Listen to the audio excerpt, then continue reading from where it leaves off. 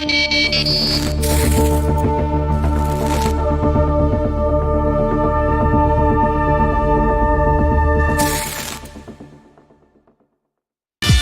this song, I see I was wrong. To chain you down, I was the clown. I'm singing this song, I see I was wrong. To chain you down, I was the clown. I know now what you're all about. I've had the chance to run out. I'm grateful for the touch of your hand. Your love is so, so grand, oh baby.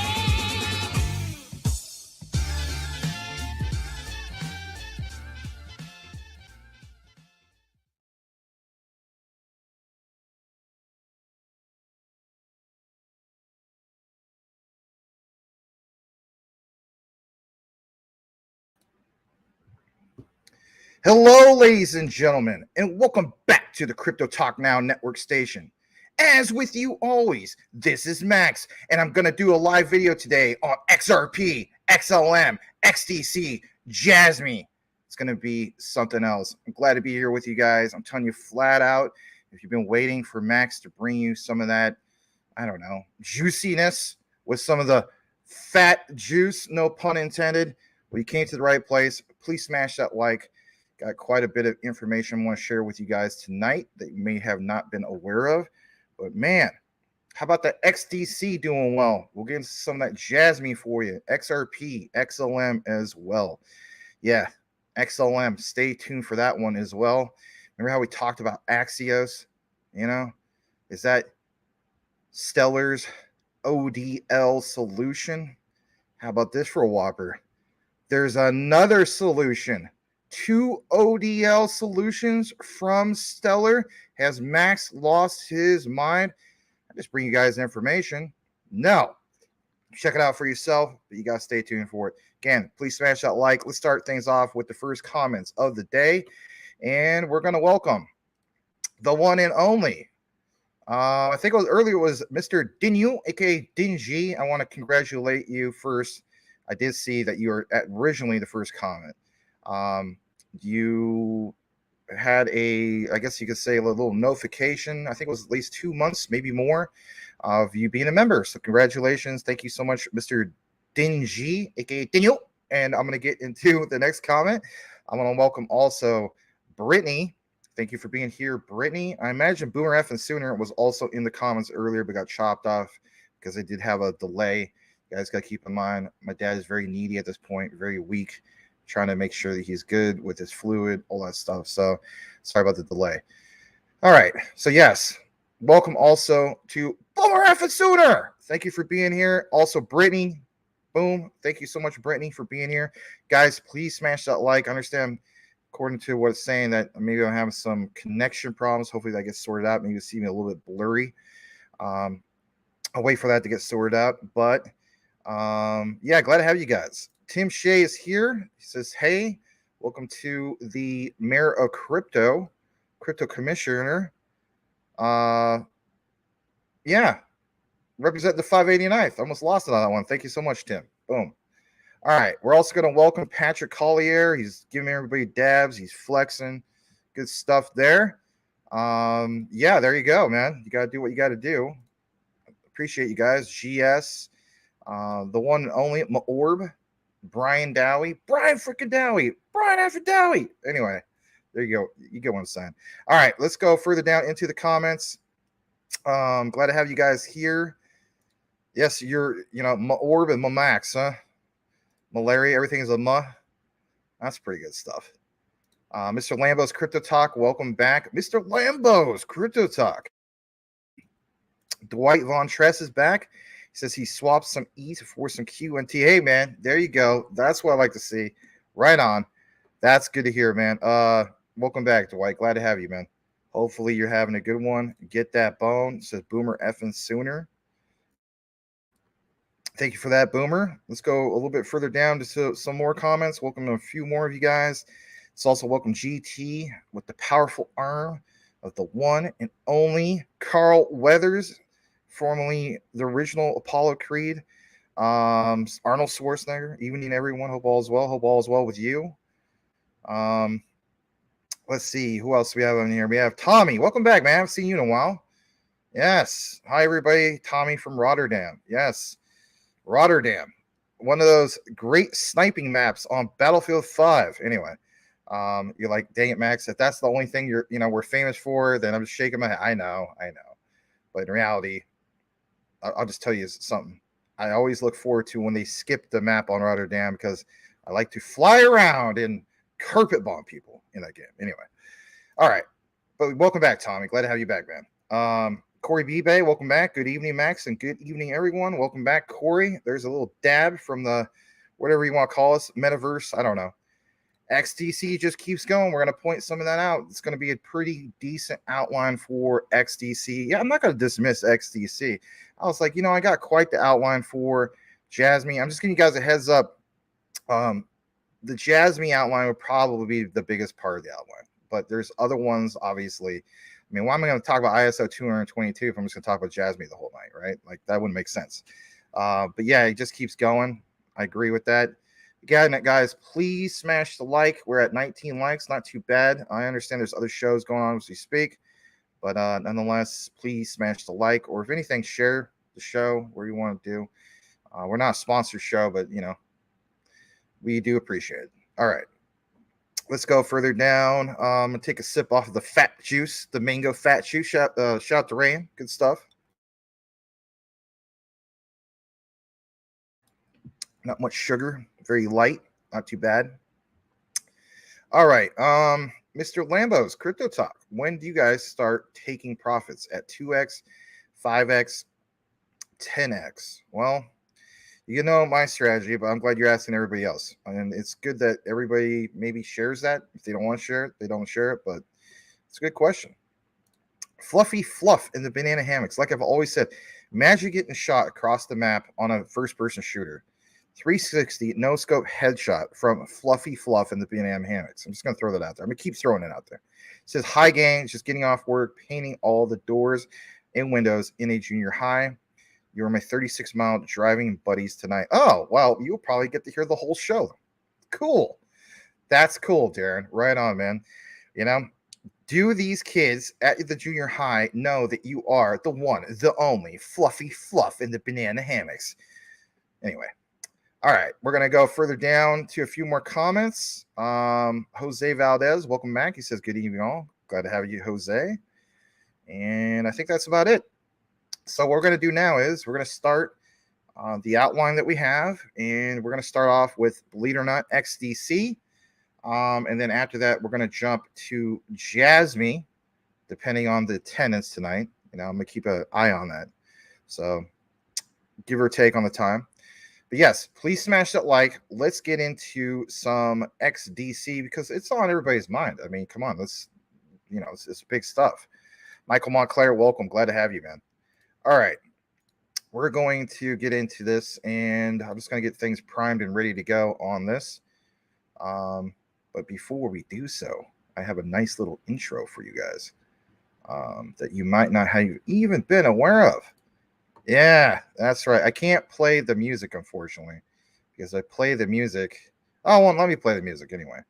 It does a copyright thing, which is pretty stupid. But nonetheless, how about this? We talk about, what army you're part of, right? How about the utility army? So, yeah, check that out for size, right? Not too bad. Uh-oh. I played just a tad. Hopefully you don't get written up for that. It's like YouTube is like a hallway monitor to a sense, you know what I mean? Ridiculous. Anyway, yeah, I'm gonna play just a tad bit of this. Make sure it's muted. And basically speaking, I mean, this represents us to a sense. All right. I think most of us hold at least one of these, maybe a couple, maybe all of them. I actually hold all of them, but some of you guys hold all of them. That's not the point. Let's go ahead and play this. While people kind of filtering in, we talk about the XRP Army, Algo Army, XDC, HBAR, Quant, Stellar, IOTA, Boilet Mash it, stick it in a stew. Yeah, that's right. When the utility run hits, I don't know about you, but I might actually try to learn some of these moves. Why not? Learn some of these moves, right? That was kind of cool. Not too bad. All right. Of course, So that's pretty much it. Thanks for tuning in. That's all we have. No, God, are you kidding me? You think I would do that? Heck no. All right. So I'm going to kick it into what we have as far as, highlighting some things on CMC.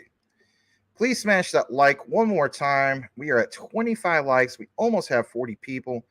Please, again, smash that like. All right. So here it is from CMC. Let's get into this for a second.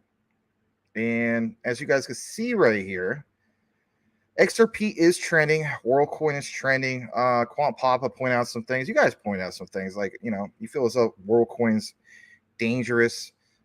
They could easily rug because, there's only 1% of circulation out there. So I'm not going to harp on that. But XRP is trending number 2 overall. Very, very impressive. And we do have a Ripple segment for you guys tonight. All right. The moment you've been waiting for as far as XDC. So on the 24-hour chart, it's up 16.44%. And look at that, guys. I mean, are we going to break to the 9-cent mark? Now you got to keep in mind, even with the pullback for this particular asset, XDC, the Zinfin network, we've been covering since last year below 2 cents. So for a lot of you guys that made that entry point, this was at least a 4x. That is not too shabby. Now, if you recognize that this is generational wealth, future generational wealth, well, nobody's going to tell you what to do. People will share their strategies. I saw like what one of you guys asked, do you take profits at a 2x, a 4x, 10x, whatever, right? You got to do what's best for you and your family. For me, XDC is one that I continue to DCA into just because I might not have hit all my goals of XDC when it was like, for instance, 2 cents and 3 cents. I continue to DCA. I'm not going to beat myself up over it based on some of these prices, but you love to see what's happening with XDC. Smash that like for some XDC. We're going to jump into what we actually have. And with that said, I want to share this with you guys just to kind of start things off. This is very cool. I'm now, I guess you could say subscribed. I'm not subscribed. I am following this guy. And by the way, have you guys seen what's going on with Twitter lately? Other than just, being X, right? So they are completely, going full throttle with not just the rebranding, but how some things are worded. And basically speaking, instead of retweeting, have you guys noticed it's reposting, and when you don't tweet anymore, you post, these are all the types of like language I would use in the past when I had a forum, hey, post on the forum, repost on the forum. So you can see where they're going. Anyway, let's get back to the topic of XDC. Utility to the moon. This guy does a really good job of his XDC coverage. He says why XDC might be pumping instead of XRP. Shout out to Wade Teamer for the insight. And we have, of course, pointed out numerous times now, at least twice, right? March 20th, ISO 222 went live. XDC was the one of the 3 X's that did very, very well. July 20th, right? The signing into law of the electronic trade documents bill, going from a bill to an actual act, right? And then we also know that September 20th is the next big date, right? Because this will be put into actual like effect, where, worldwide trade, it will be implemented, if you will, right? We'll see what happens with that. And, I think it's a perfect case of not just buy the rumor, sell the news, but it's literally proven itself, right? So for me personally, and I'm not telling you guys what to do because I never give you financial advice, but for me, I'm loading up on XDC because I see where we're going with this. And I know I'm not the only one who sees it this way. Let's go ahead and play this. Just as a quick little short video. Very well done. Minute and a half. We'll come back and give you some more of that XDC. Thanks for being here. Please smash that like. Here we go. Why is it that XDC and not XRP or Stellar Lumens continues to have such a crazy run? I've been asking myself that question, and I think a lot of XRP holders have been doing the same, considering XRP did get legal clarity from the lawsuit. So they're wondering, why is XRP not running the way it should? with regards to price, of course. And I think DHN Crypto on YouTube may have found the answer. He posted a short clip on Twitter, and I figured I'd share with you. It has to do with XDC's use case. Take a listen. Something I was thinking about, when you compare a project like XDC to an XRP or even a Stellar Lumens, one barrier that XRP and XLM have when it comes to payments is that people still want cash. And that's a really big barrier for adoption, is getting people to feel safe with a digital transaction. With trade finance, you don't have that problem. So what I'm seeing is I'm putting all this information together is XDC kind of has a ramp to adoption here. I thought that was a really good point, so I figured I'd share with you guys. If you want to check out the whole video, go to the YouTube channel here and give it a watch. Right. So, what are some other ones that we know of where you can use fiat basically, and if anything gets converted? Now, before, this is the same guy that we showed a while back when ISO 222 went live. He used XDC as collateral to send an ISO 222 message. Now, we also know in regards to Quant, QNT, you can actually use fiat to pay for the annual licenses and so on. And for some people are saying that diminishes the use case of the token. It gets converted into QNT. So that's another example of as the saying goes, the on-ramps to fiat. We're going to jump into the next part of what we have. And basically speaking, it could just end there with just a quick segment, right? But glad to show that. And if anything, follow utility to the moon with the number 2 on crypto Twitter if you happen to use Twitter. Another thing I'm going to show you guys here in a bit is actually officially from Zenfin. So let's go ahead and jump into that. And here it is. And like you see, it mentions a few key things here. I'm going to come back into the frame. I'll turn on some branding once again. And, this was, of course, retweeted, but again, it's officially from Zenfin. So it states, here's a guide for all major corporates, shipping companies, banks, and other liquidity providers who want to go M-letter compliant. Now, we always talk about, well, what particular tokens are ISO 222 compliant? Well, been there, done that. But what about M-letter compliant? What exactly is that all about? And why is that such a big deal? Well, of course, we covered in some deep dives about M-letter, and you're more than welcome to check out our video section. That's why we use that as a reference for you guys, a library, a catalog, literally picture it that way, a library of research. So yeah, M-letter compliant with XDC Trade Network integration with, and if you're wondering about these guys, the IMDA SG, they are the Infocom Media Development Group, I believe. Right? Not exactly what it's called, but they state that they drive the transformation of Singapore's tech, media, and communication landscapes of architects of their digital future. Now, 36,000 followers on that one. Nothing to, dismiss or take lightly. I'm going to blow this up for you guys. And in the process of loading it up, you're going to see some things that was reported literally, I believe, today or yesterday. So actually it was yesterday. It gives you a few key things here.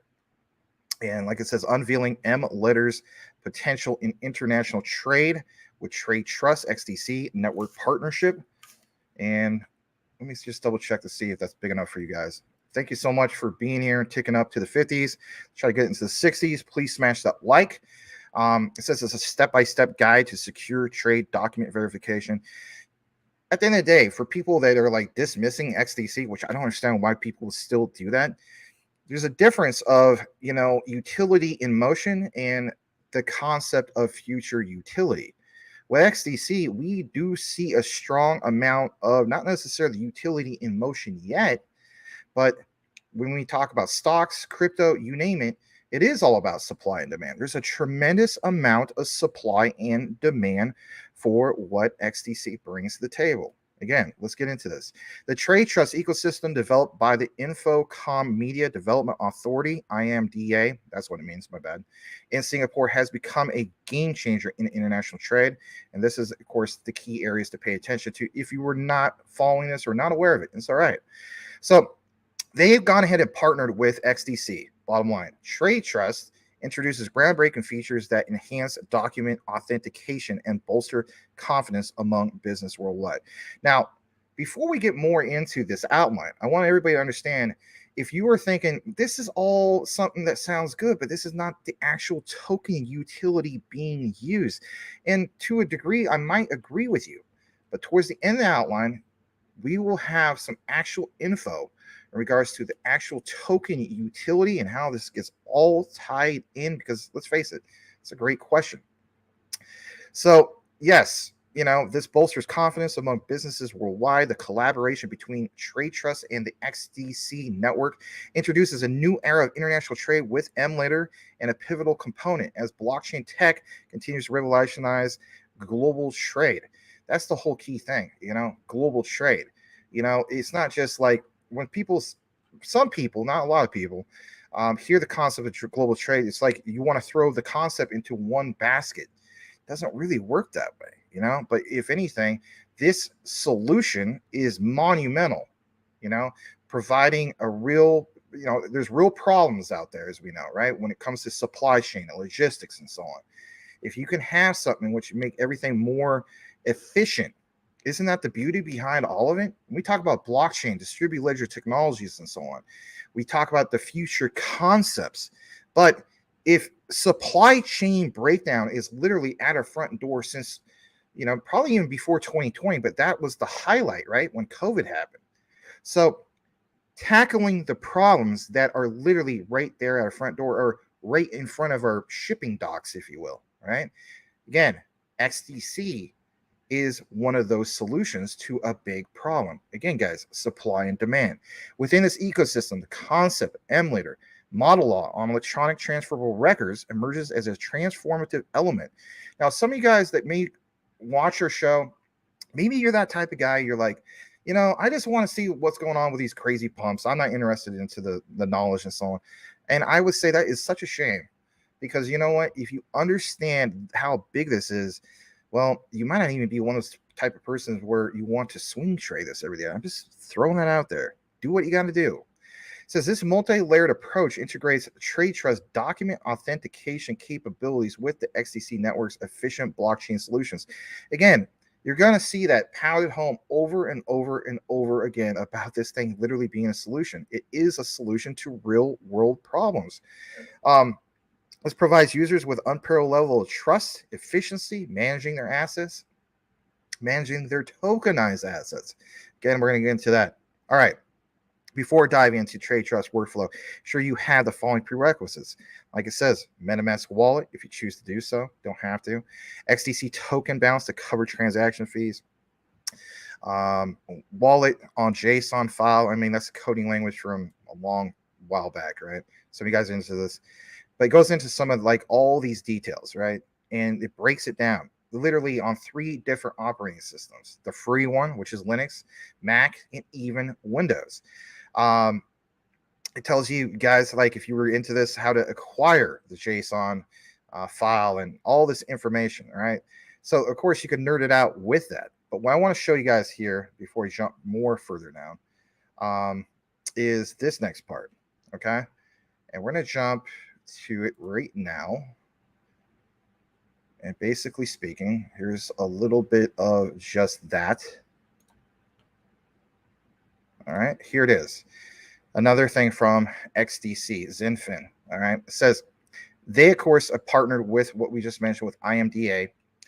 Here's what was officially mentioned a couple days ago that may have been something that you retweeted or you didn't know much about. All right, in regards to Singapore, all right, it states basically this completes the integration with Trade Trust digital utility.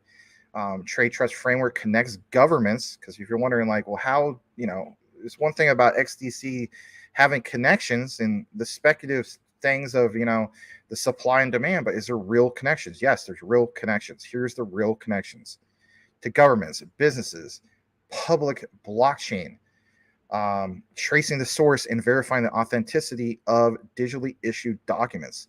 So instead of going about things the old-fashioned way, all right, you need to go through this channel, and then this guy needs to sign off. He's going to get back to you on what he's discovered and so on. No. The beautiful thing about Web3 or getting to Web3 is having everything instantaneously verified, right? We talk about making things frictionless. Think about that. The old system, there's a lot of friction, right? There's a lot of red tape, is there not? So yes, having a way to trace the source, verify authenticity of these digital documents, hence, electronics trade documents bill becoming actual law and act, right? It's a big deal. Additionally, XDC is launching a special purpose entity called XDC Trade Network. You can follow them also on crypto Twitter if you choose to do so. They just started not that long ago, only 259 followers, so brand new.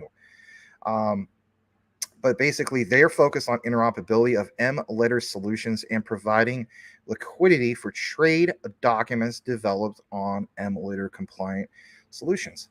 If you're dealing with, let's face it, I mean, freights of cargo, you name it. Like it could be, one country sending in a bunch of, grain, like how the Ukraine used to do before the whole war. It could be any country, you name it, right? Being able to have verified documents on a blockchain instantaneously with settlement, right? That's a big deal. And let's face it, even XDC is, I believe, 2,000 TPS, right? Ripple's XRP is 1,500. I mean, I'm not really trying to make that big of a deal about it, right?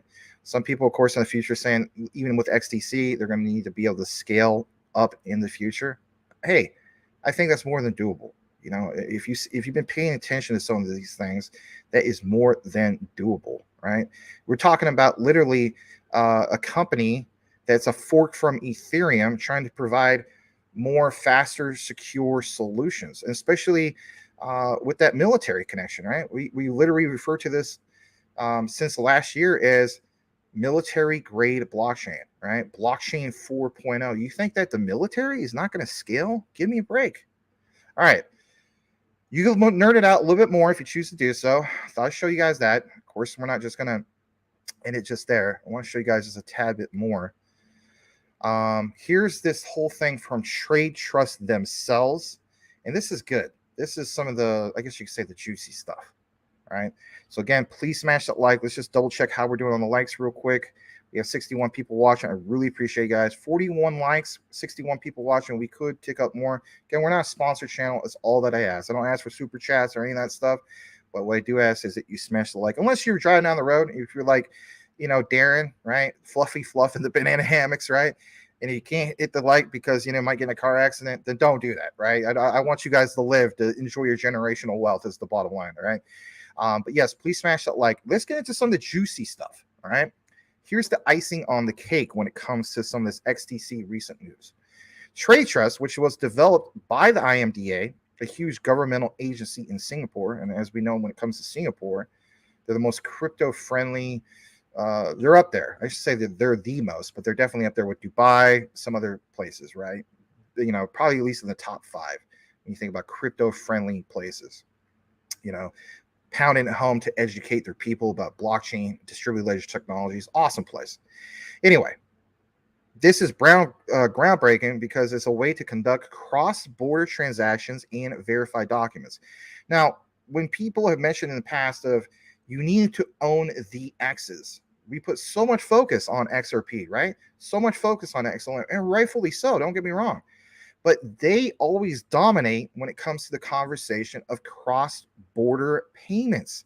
But what about the idea of, conducting cross-border transactions and have things verifiable, right? Not verifiable where it's like literally the World Economic Forum and Klaus coming down and be like, y'all papers, please. No, not centralized, right? But being able to have something that's verifiable on the chain instantaneously. Take out the red tape, right?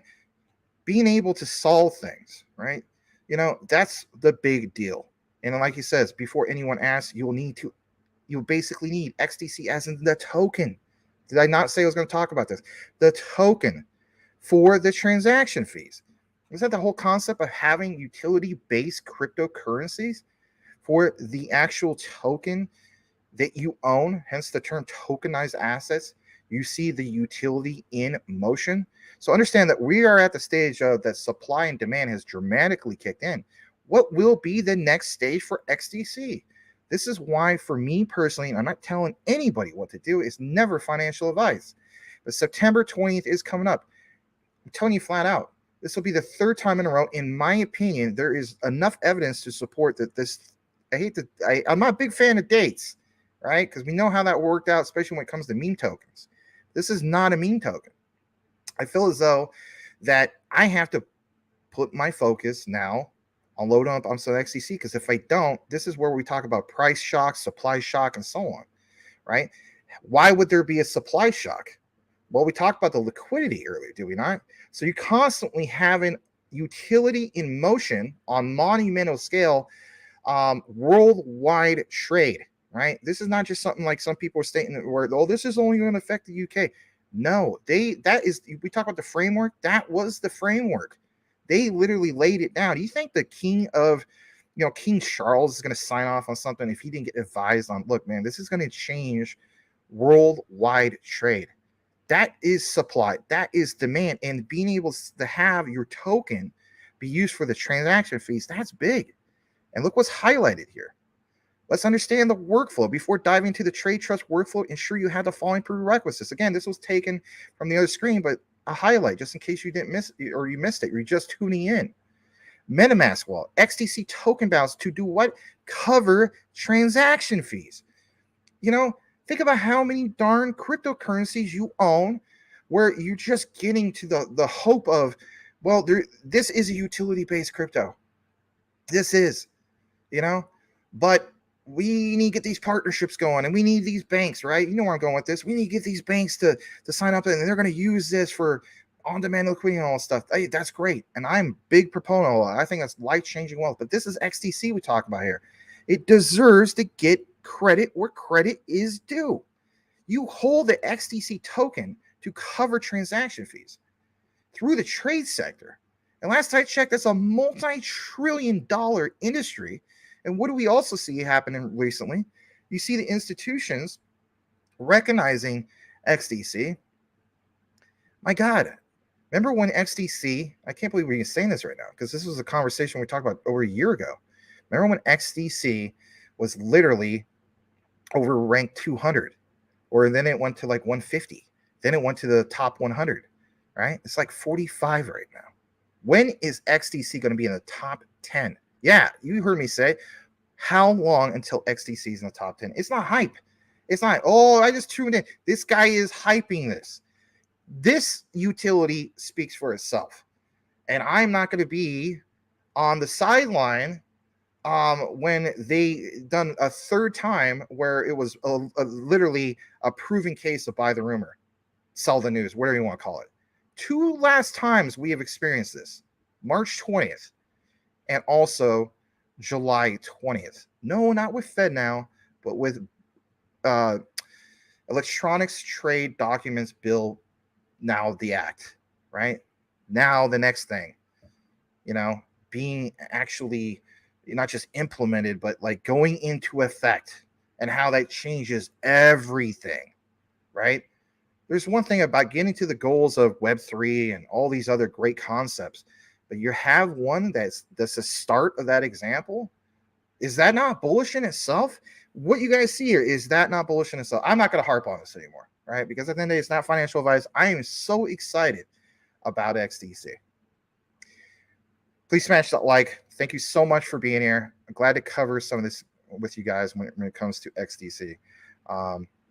And if anything, we're going to now get into the Jasmine outline here in a bit. We'll kick it back to some more of the Stellar, Ripple, and all that good stuff for you guys. Really do appreciate you guys. Again, please smash that like. Let's see how we're doing on it. I know you may get tired of me saying that, but it does help. We're at 50 likes. Again, unless you're driving or something like that, please don't hit it. We ticked up into the 70s. Really appreciate that. Maybe we can break some records tonight, hit into the hundreds. It'd be really, really cool. Shows to me you guys that do appreciate the content. All right, if you're new to CTN, I just want to give you a formal welcome.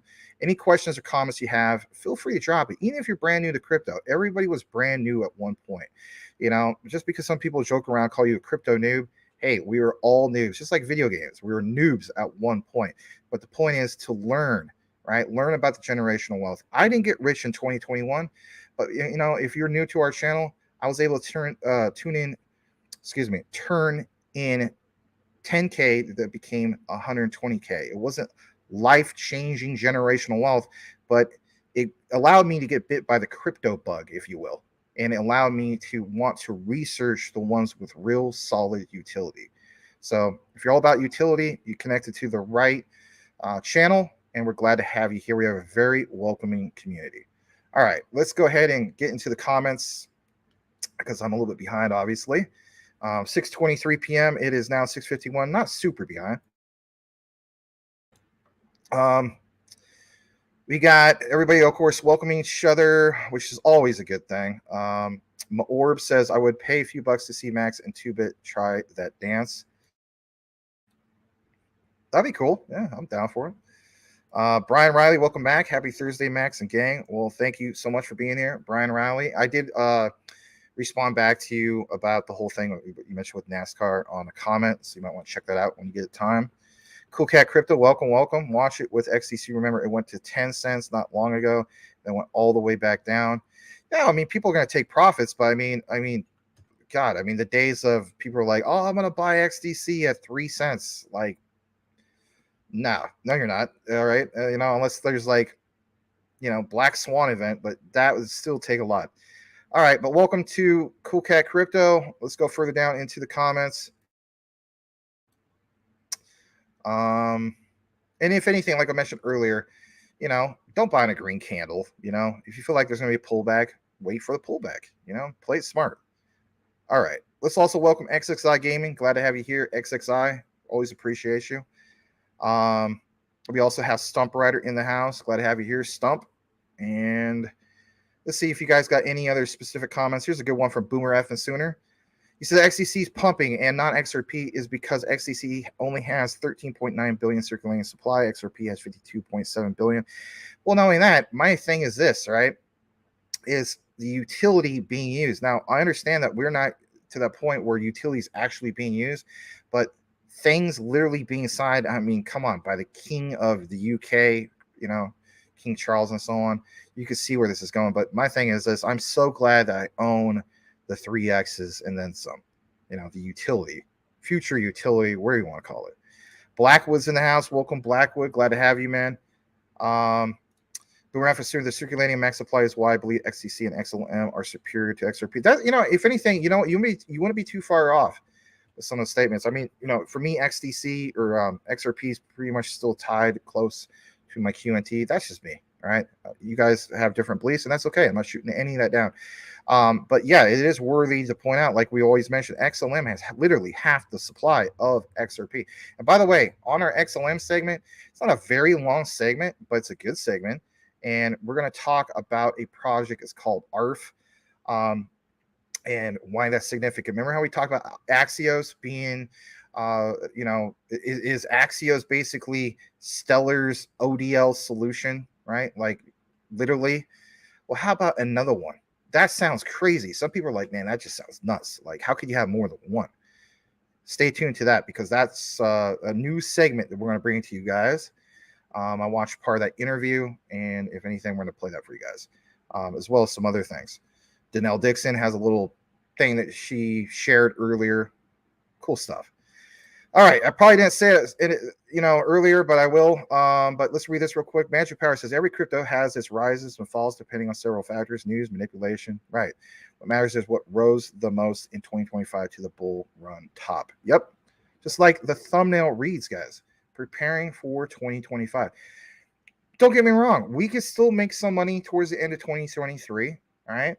I made a little bit money this year. Nothing like life-changing, right? I'm not saying there's not money, but as far as the life-changing wealth, you know, for some people, maybe you get a little hint of that in 2024, depending on what you have in your portfolio. There's going to be ones that stand out maybe in 2024 compared to 2025. But for me, if I understand all this time, just like many of you guys, because ISO 222, we're not at full scale implementation. We're not. November of 2025 should be the time. And then even then, it needs to be some kind of mandate where, all right, you know, these banks are forced. I hate to use that term because I don't like anybody being forced to do anything. But, you know, mandate, which means utility has to be used, right? Not just, well, here's, you know, again, like I've always mentioned, here's this panel, here's this control panel. You know, you guys want to say flip of the switch. Some people call it the push of the button, where the case be. We can't just have it where, oh, here's some cool looking options. They're just there. And we, you know, the banks just look at them. Or, you know, the trade sector, you know, oh, look at these cool documents. I'd rather use paper. I'd rather use the old thing. Like, no, that doesn't make any sense either. There's going to be a time where word gets around. This is way better technology. This is the way to go. You know, it's going to save. We're talking about XDC here. It's going to save this supply chain problem, in my opinion, and then some. Word will get around. Countries will start talking about this. You know, if anything, it literally will help economies. Isn't that what it's all about? Right? I mean, we could talk all day long about this life-changing wealth, but I think at the end of the day, we do want to see some of our home countries do a lot better, right? All right, Magic Power. Hello, guten Tag, Liechtenstein Exchange. It's just me in the house. Thank you for being here, Mr. Magic Power. All right, we're going to also welcome Crypto Jedi. I probably won't be able to get through all the comments. I'll read this one from Michael Montclair. Italy, now working with blockchain, cross-border payments, and tokenization. All right, cool stuff. All right, let's go ahead and highlight that. I'm going to double check the other screen, make sure I didn't miss anything. I don't think I did. That's okay. All right. Let's jump into the next part of what we have. We have a decent crowd of people here. Please smash that like one more time. Not Biggie Smalls, you know, one more chance, right? Yeah, well, one more chance. I don't know where that came from. We're gonna check the other screen. By the way, no, we're not. I got some news. Yeah, let's pull this up for a second because you know what? The news needs to be shared. It needs to be shared. Darn it. Where's Max going with this? Yeah, you know what I'm gonna do. You know what I'm gonna do.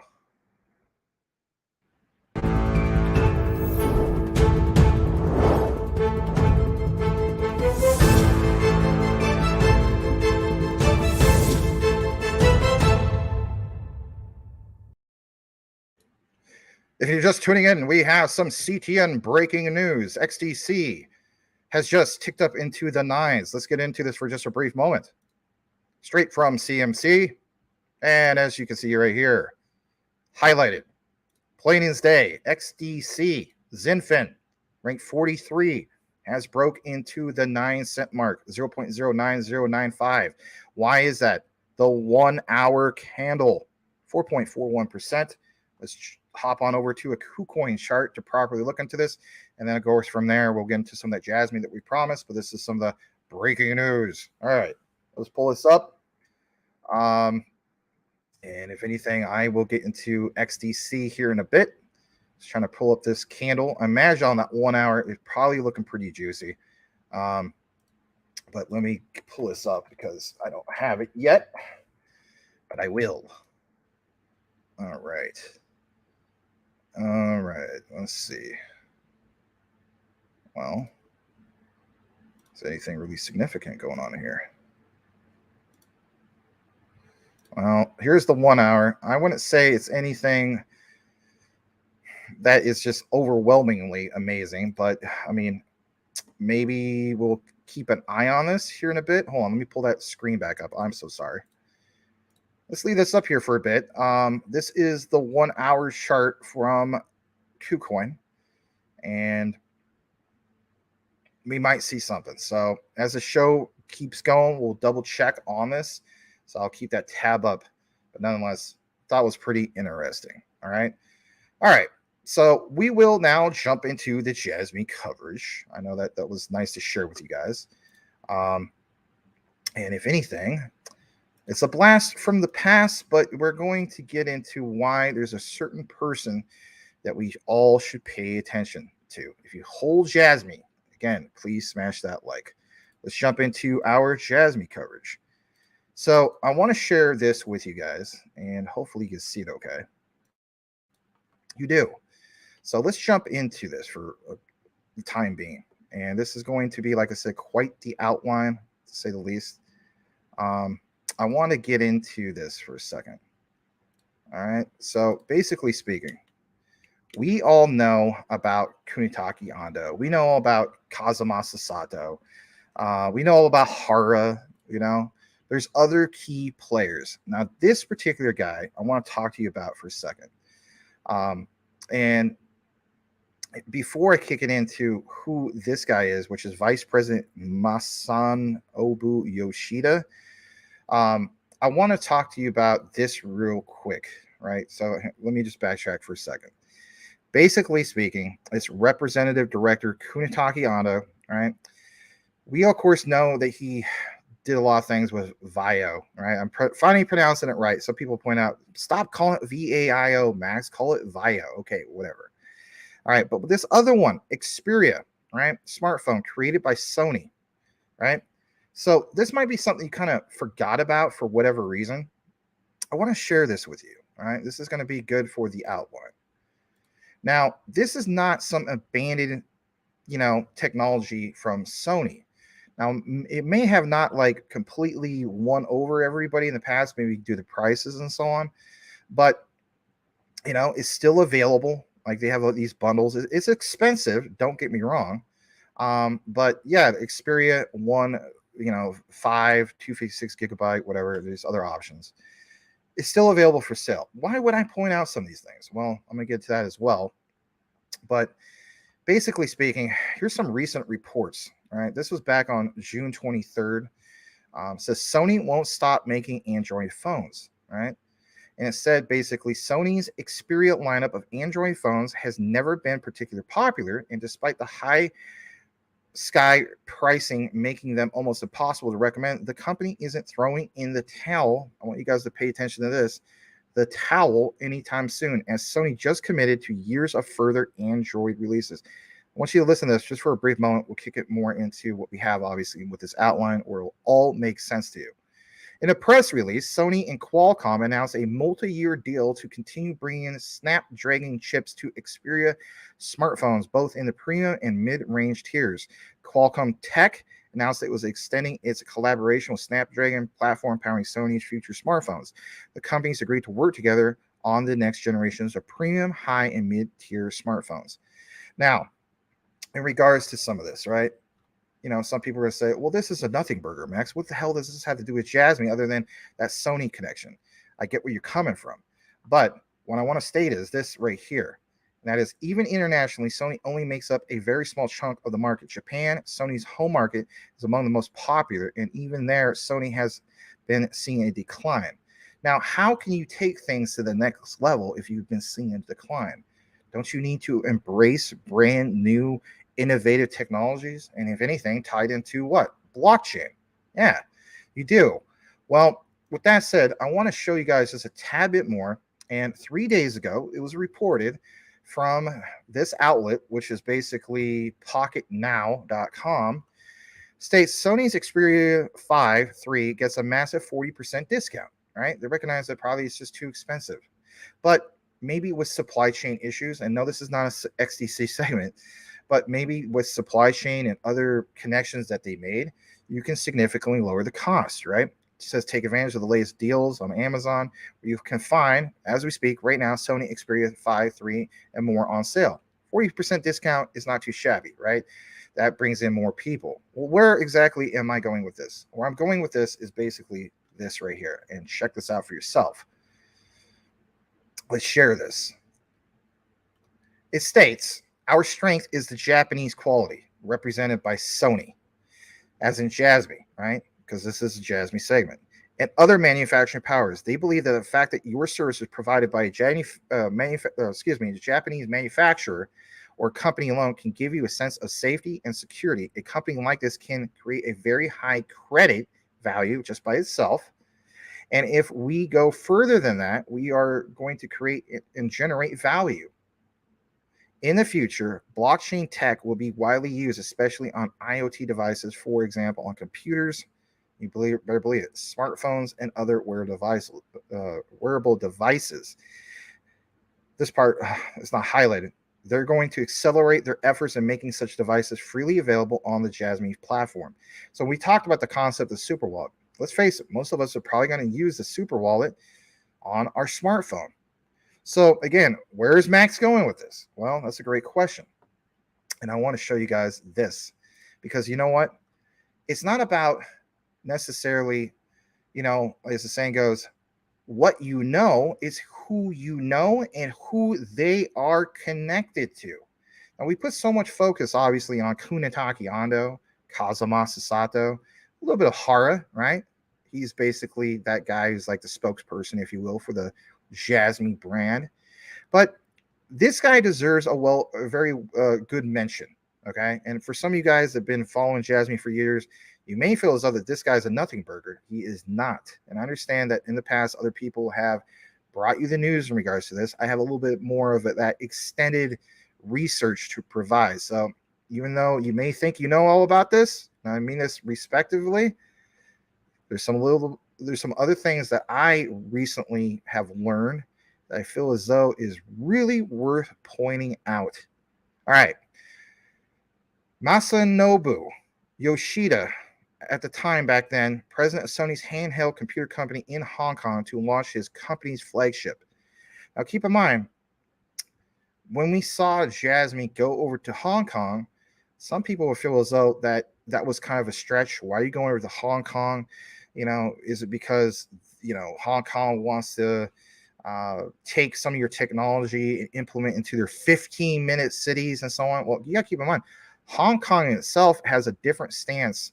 They are one of the last places of mainland China that has a little bit of that democratic, I guess you could say, old democracy point of view of things, and so a little bit different type of culture, right? So, if you're going to compare Hong Kong to Beijing, this is still, for the most part, not necessarily a night and day difference, but there is a big difference, right? With the culture and the way people look at things. You got to keep in mind, I mean, this was a place that used to be part of the British monarchy up until 1998, I believe. Okay.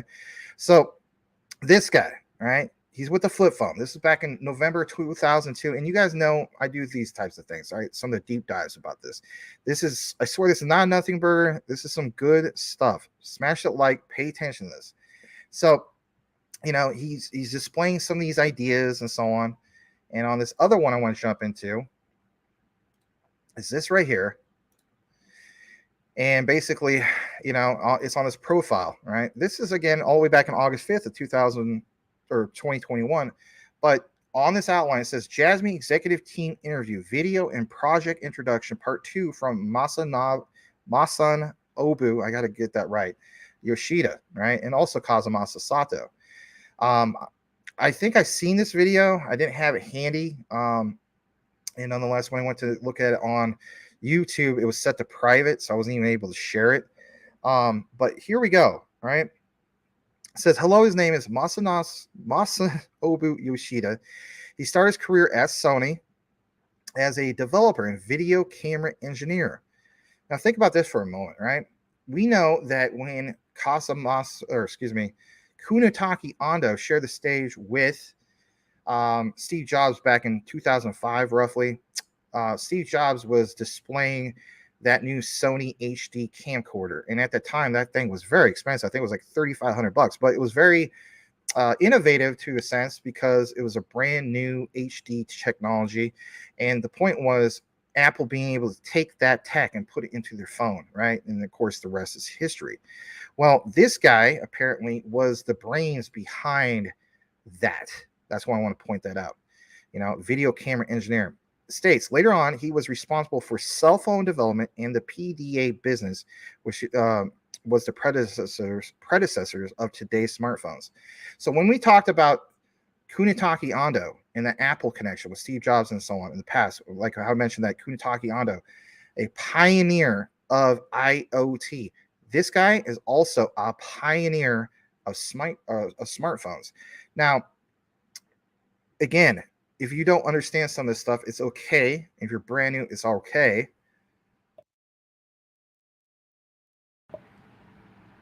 Excuse me, gotta make sure I'm not muted. I want to show you this because, when we talk about PDA, you may be thinking, I don't know what PDA means. PDA basically means production data acquisition. It's also called PDE or also PDC, and it's data collection about a company's processes.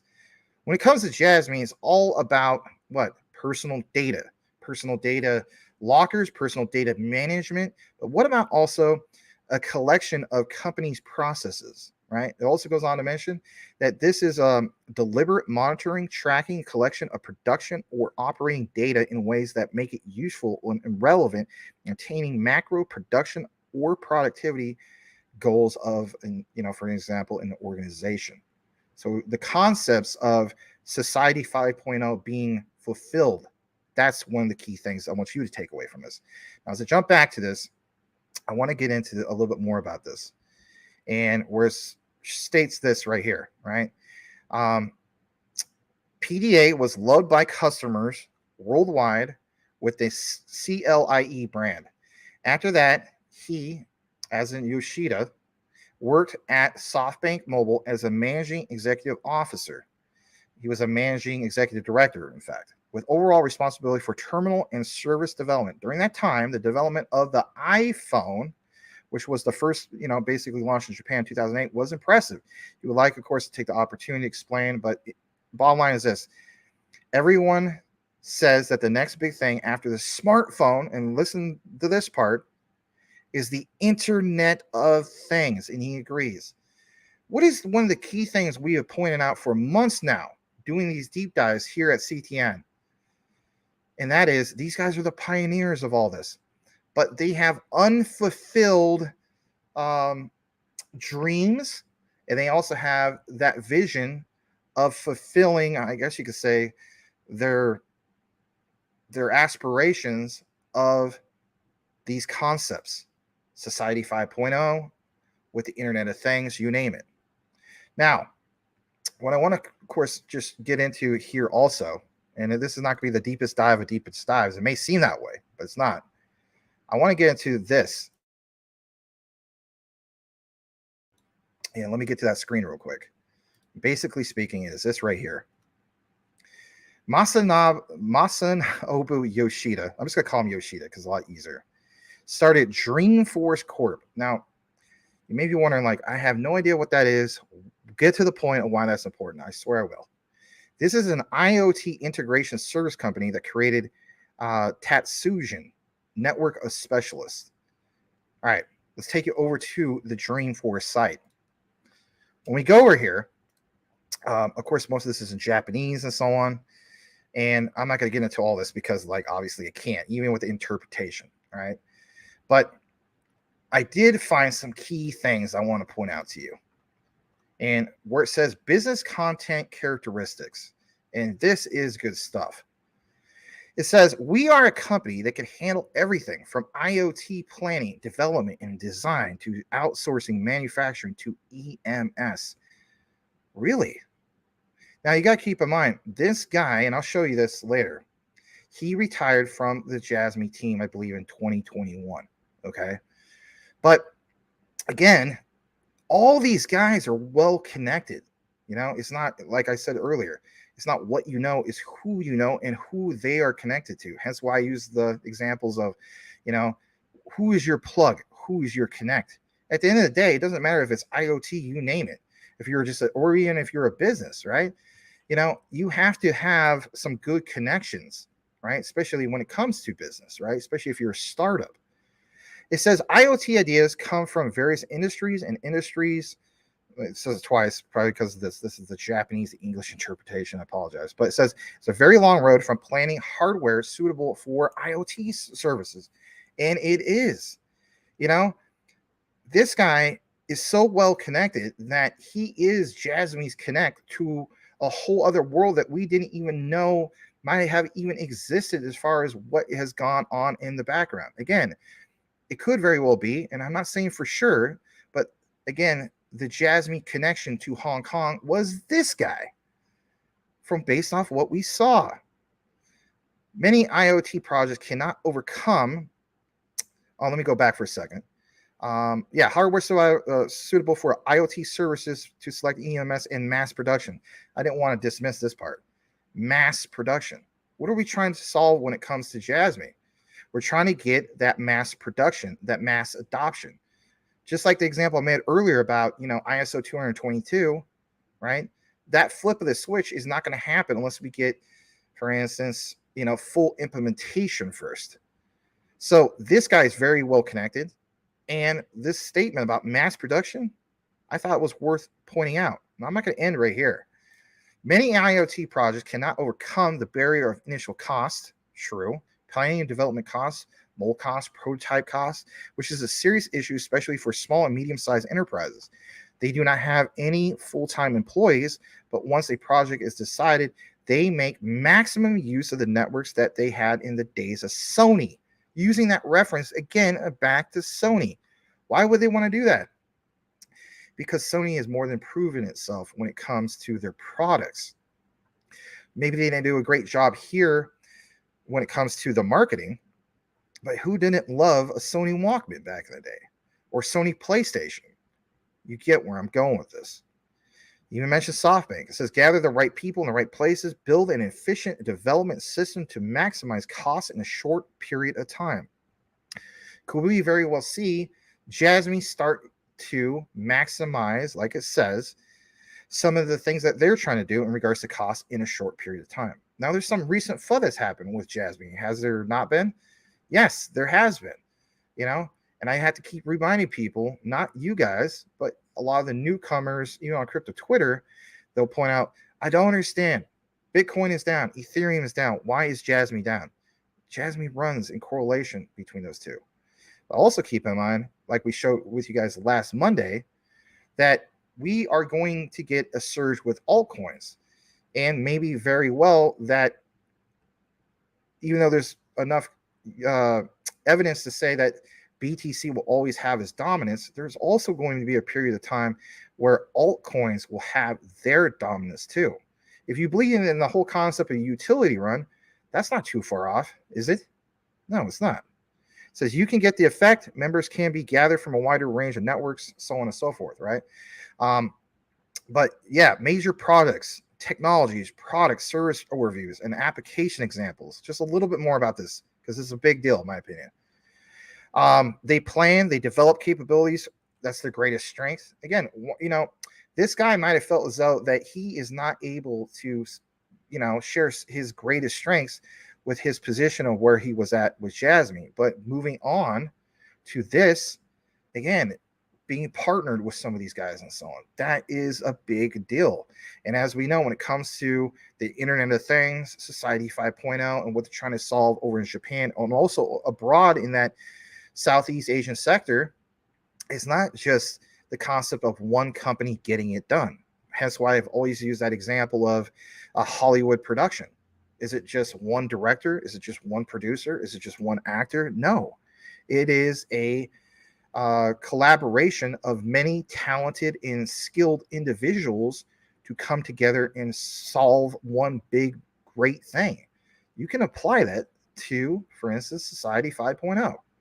Our human network can cover all these areas. In particular, we specialize in light, thin, short, and small design wireless technology. Wireless technology? Yeah, cultivate during our time at Sony. Again, applying the experience that they had at Sony and applying it towards what? Society 5.0 or the fourth industrial revolution, wherever you want to refer to it as, or a combination of both. Says they have a track record in developing wireless sensors equipped with Bluetooth. How many times did we showed you guys some of the recent partnerships, right? Remember a few days ago, talking about the one in which instead of scanning your fingerprint, scanning your finger, your actual veins, because that's supposed to be more secure and it's supposed to be even more efficient than just pressing a stupid thumbprint on your phone. I've done that. Doesn't work every time. We need something that is more consistent. You can say that that's a scalability issue as well. Now, look at this for a second. We did talk about iPhone in the past, or recently, I should say. Certification approval. They do have an Apple certified MFI made for the iPhone. Huh. That's interesting, is it not? We talked about Android earlier, but what about the iPhone? Again, this guy pitched some of these things in regards to the iPhone many years ago. Talk about Internet of Things, are we not? Actual introduction, golf swing sensors. Why am I showing this? If you're new to Jasmy and you don't understand this yet, it's okay. Again, I have lots of info, deep dive research for you guys. But my key thing is this. This is another example of the Internet of Things. If you have golf swing sensors, that records data, does it not? Sometimes when I see people talk about Jasmy, they have the attitude that, you know, oh, I don't really get the whole concept of a data locker. Like they want to, and I hate to use this example, but it's true. It's kind of like Gilbert Verdian talking about walled gardens and silos. You want to take a personal data locker and you just want to put it in one thing. It doesn't just apply to one thing, you know, it applies to just that, the Internet of Things. This is an example of many Internet of Things because it takes that data. Where does it take the data? It stores it, for instance, in a personal data locker. That personal data locker makes sure that this data only gets to who needs to get the data, right? And if anything, if a company like, I don't know, there's, you get what I'm saying. Ping is a company. Callaway Golf, right? You guys, some of you guys golf. I haven't golfed yet. I want to do it in the future. You know, I think it's a great way of, you know, hiking, exercising, and I like that.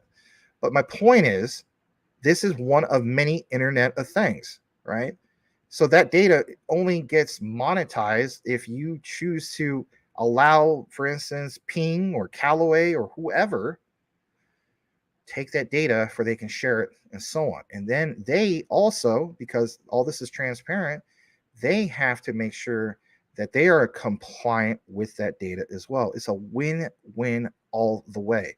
They got product summaries censored attached to golf clubs. I even talked about, you know, some of these other use cases. This is, again, another utility layer, if you will, because the Internet of Things is not just 2 or 3 things.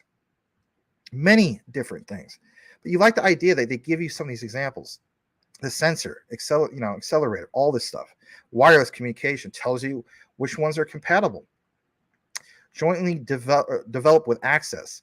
Registered trademark are Dreamforce Co. Here's an example. Ball with built-in sensors. Really? Baseball? You know, we talk about Sega and Tosu, right? And how big that is, at least for them. For some of us over here, we're like, I don't know, man. That whoop-de-doo. Sega and Tosu, who cares? You know, that doesn't apply to me. Well, do we not understand that baseball is the biggest sport in Japan?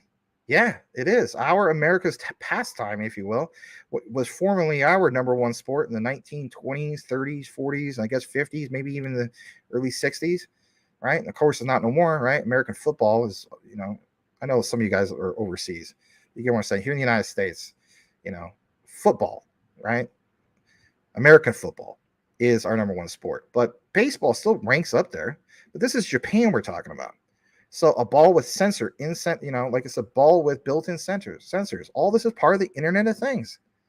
You know, has a built-in battery with 10,000 pitches actually used. Again, this guy is very, very well connected. And the icing on the cake for this part of the segment, and I know this is quite a deep dive and so on, but I'm glad to share this with you guys. I want to share this just a tad bit more with you guys. But what it mentions on the highlight for the services, boom. I can't highlight that, but right there, IoT product planning and development. There's your plug. There's your connect.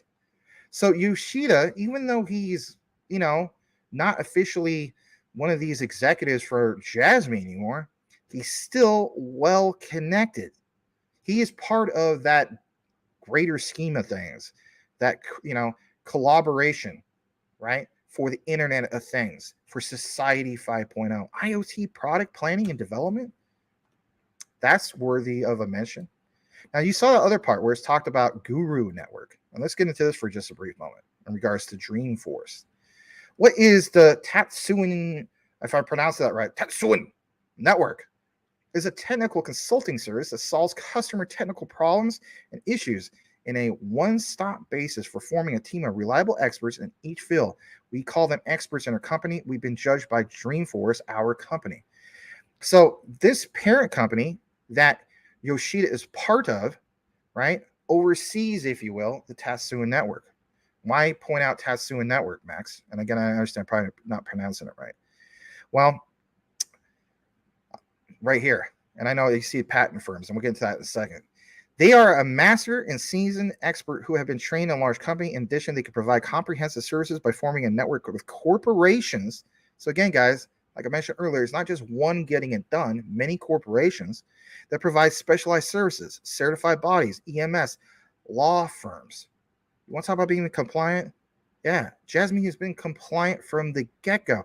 They're the first regulated compliant cryptocurrency in Japan. That's why they get the tag of the Bitcoin in Japan. It has nothing to do with the concept of, well, Bitcoin, doesn't have this and it doesn't have that. We understand that. I mean, if anything, maybe it's a stupid name, but you want to know something? Retail FOMO will eventually happen, and especially when we get back in the top 100, and we know that. But here's the juicy stuff. Patent firms, accounting firms, etc. Well, for one, Mr. Hara worked for an accounting firm and was KPMG. But this is the juicy part, patent firms.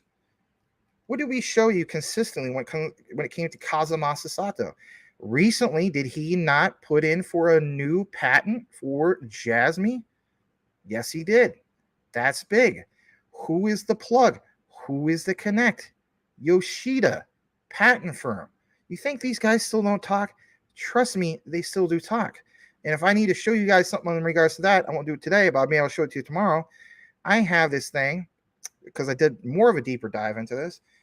Kunitake Ando is part of this Japanese club of former Sony. It's like a club of these guys that get together and they share their stories. It's like a campfire thing. It's all in Japanese. And I tried to get the right interpretation. I even do the thing where you click on the closed caption to show it. And I'm just telling you, they talk so fast that the darn AI or whatever can't keep up with it. And as we know, we don't have anything, technically speaking, that's going to cipher through all that. Maybe in a year with ChatGPT or something else, it will. I can show you that on another one. But yes, all these guys show up to these things with Kunitake Ando, and they share their time with Sony, and they do it like every 2 weeks. And if you think I'm BSing you, I will show you that. I'll just show that to you like on tomorrow's show. Okay. So yes, the plug, the connect, the patent firms. How about this? Customers do not need to search for specialists from a vast recruitment service just by consulting. They can just consult with them for their concerns and so on. So this key thing, Dreamforce, that's what I want you to take away from here. Now, another thing I'm going to show you on this before we wrap things up on the Jasmine segment. If you're wondering about the company profile, because, let's face it, some of the fudders are going to be like, oh, like Hara, he's an AI, you don't exist. And Jasmine doesn't have a real office and all that stuff. I'm well ahead of them. Okay. Company name, Dreamforce Co. English name, Dreamforce Corporation. Locations at 1936 Konin Minato-ku, Tokyo area, Shingawa 13F. CEO is Masanobu Yoshida. It was established all the way back in 2011. Look what it says, especially here's more of that juicy stuff. Business content, Internet of Things system development and product planning. Boil it, mash it, stick it in a stew. Yes, I do my proper deep dives for a reason. Okay? You can even find it on Google Maps if you're going to nerd it out. Very, very cool stuff. All right. And in closing, just in case you're wondering about Masanobu Yoshida, he was the former deputy president. He retired as of December 31st, 2021. And of course, Takashi Hagawara, head of software development, was appointed as director. And I will show you again just a little real quick who this guy is. And here's this guy. Okay. And we do have a demo on that. I'll show you guys that here in a second. And the nice thing about why I'm going to show you this to you is because why not? So have you ever actually seen a long demo of of Jasmine's personal data locker, right? The PDL. Well, this is in Japanese. I'm going to blow it up as much as I can. We're going to play part 1 and part 2. It's not very long, but again, it'll give you an idea of this real quick. And why did my screen go black? That's not good. Let me just double check I'm with you guys. That was kind of strange. They don't want me to share this. I've been suppressed. No, I'm kidding. That was weird. There we go. That was so strange. All right, let's share this real quick. はい。こちらがパーソナルデータロッカーの、個人別の管理画面というようなイメージ。Oh my gosh, I still can't share. Isn't that something? That is so weird. All right, I'll show you guys a different one. Hopefully it'll be right from Twitter itself. Here's a second video. Let me see if I can pull this up. Oh man, maybe I lost the internet connection. Let me see. No. Let me just, am I even online with you guys? This is kind of freaking me out. Hold on a second, guys. I apologize. Yeah, I'm with you guys. God, that was kind of weird. All right, let me present this again. And on the chopped up version, this will all be edited out, obviously. Let me see if I can watch this again. It's so weird how it does that. All right. All right, this is part 2 of this video, and this will at least show his face and stuff. All right, let's get back into this. Sorry for the interruptions, like I said. But yeah, it states basically, this is demonstration video, Japanese of Japan's Jasmine's personal data locker, Takashi Hagawara, software manager of Jasmine, explains the video is divided into 2. You know, I pulled this straight from Twitter instead of from the other outlet from Reddit. I'll just have to remember that in the future. I'll play this and I'll play the other part. So back to what we were going to show you guys before. I apologize. Here we go. As you can see, Jasmine personal data locker management tool. Have you ever wanted to actually see the application, I guess you could say? And again, it's in Japanese, but some of the key areas I might pause in to kind of highlight. But here we go.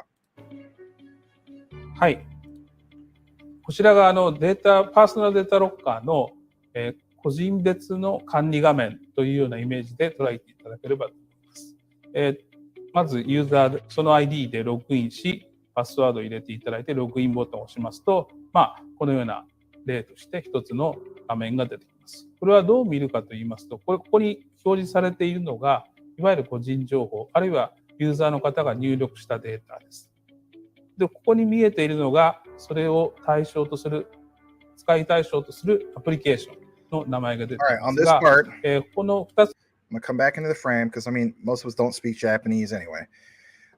Where I want you to focus real quick, if you are a person that's paying attention to this, maybe this is something that kind of like is not your thing, and that's okay, but for some people it is. Notice it says Jasmine Personal Data Locker Management Tool. Let me just double check you can hear me all right. You can. And notice how it says right below that, Service Application, okay? Now, it's so hard to see this, but it's kind of blurred real quick. Let me see if it clears up. But it says something, number 1, Anagawa, and it says something city. All right. That's like, sometimes when you just hear all the Japanese being mentioned, you don't speak the language, it kind of flies past you and you're not paying attention to this part. That's bullish in itself, you guys, because if anything, think of all the different applications that they're running through this. So when I was talking about, and I'm going to continue to talk about it, obviously, when it comes to quant, Quant's overledger, right? Being able to use very easy and easily to use, excuse me, I said easy like 3 times. The overledger platform to be able to quickly switch to, like, for instance, XRP, and they show that in the demo, right? You can settle with XRP, you can jump to other applications, you can mint, you know, new QRC 720 tokens, you name it, right?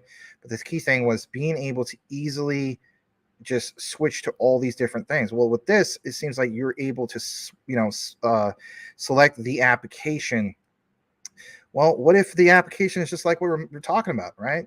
We're talking about the golf industry and some of those sensors that come from Dreamforce, right?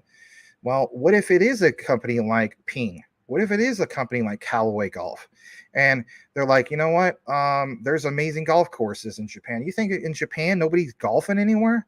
I mean, I understand maybe not so much in Tokyo, right? But we don't know that, you know? The key thing is these sensors, you know? And so you launch this application, as in the Jasmy personal data locker management tool. Let's say, for instance, you drop it down, you select, Callaway Golf or whatever, right? That's just one of many examples. I'll show you a little bit more in regards to this. I mean, I know some of this for a lot of us is going to go right past our head, but the key thing is not, unless you speak Japanese, key thing is not listen to just a bunch of Japanese being mentioned.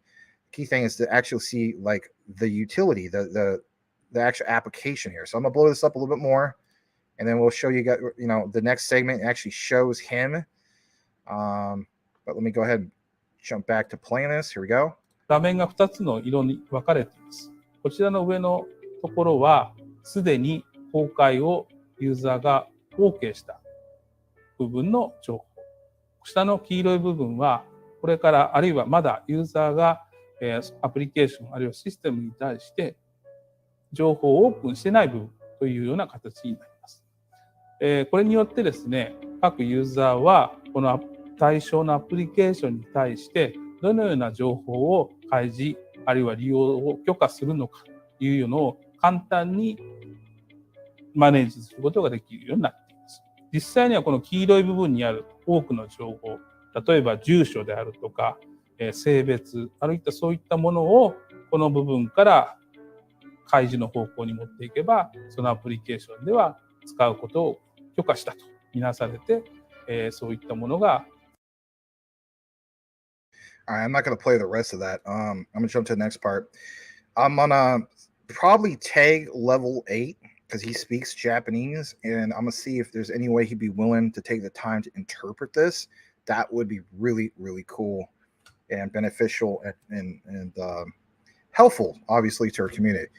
All right, so I'm going to jump to this next part of what we have for part 2. I'm just going to play a little bit of this, not all of it. I'm going to fast forward to some key areas. Yeah, let's jump into this for a second.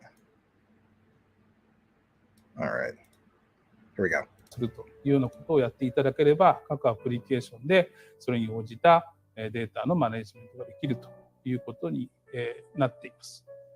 このようにですね、簡単に個々のデータをどのように、誰に、いつ開示するかということを、できるだけ簡単な UI、あるいは個人の意思というものを認めながらデータを使っていくというような画面を用意しながら我々のプラットフォーム上でそれを利用していただくと。で、今まで全てのオペレーション、行動はブロックチェーンで守られていますので、改ざん不能な記録、ログという形で残っていますので、後で、あるいは後日確認、あるいは検証というものも可能なシステムになっています。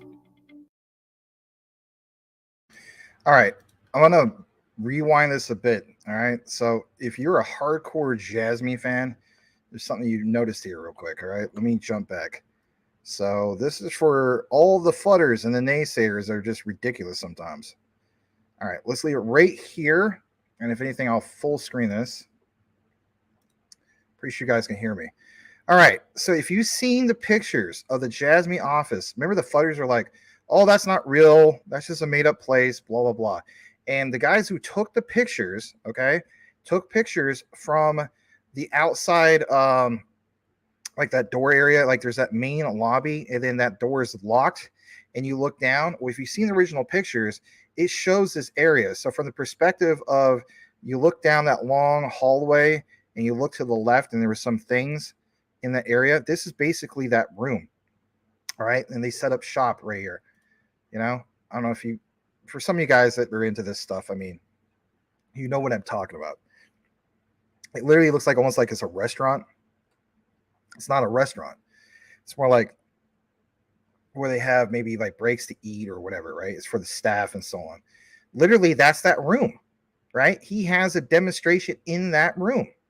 So I don't know. I mean, that's not the point. People are not gonna, they're not gonna care either way. But you know, about Jasmine, about the utility and so on. But anyway, was glad to share some of this with you guys. And if anything, I might get more into. I'll share this. That guy you just saw, Takashi Hagawara. And share some more information in regards to him on a later deep dive. I understand that was quite the deep dive. We're going to get into some Ripple XRP, some Stellar XLM here in a bit. We're also going to double check real quick and have on the chart while I get into the comments what's going on with XDC. Let me just go ahead and share that. Here we go. And I'll come back into the frame. I am in the frame. All right. So just leave that up there. Let me see if I can actually have the other banner up. Yeah, I can have that banner up. All right, cool. All right, let's get back into the comments because I know you guys have been patiently waiting. I'm going to double check the other screen, make sure we're good. We are good. As far as the likes, please smash the like. We're at 73 likes, not too shabby. Thank you so much again for you guys for being here. And on top of that, let's get into some more comments. So I'm sure there's quite a bit. I might not be able to read everybody's comment. I definitely will. I want to welcome back Selmo Fudd. Glad to have you back, Selmo. Tim Shea says Max Eva is new and wants to know if you'll assist her. You better believe it. You're more, if she's really here, Eva, you're more than welcome to be assisted. All right. And let's see here. All right. Let's go through a few more comments. All right. Blackwood, baking right now. Hands are full. That's all right. All right. Let's see if you guys got any specific questions or comments.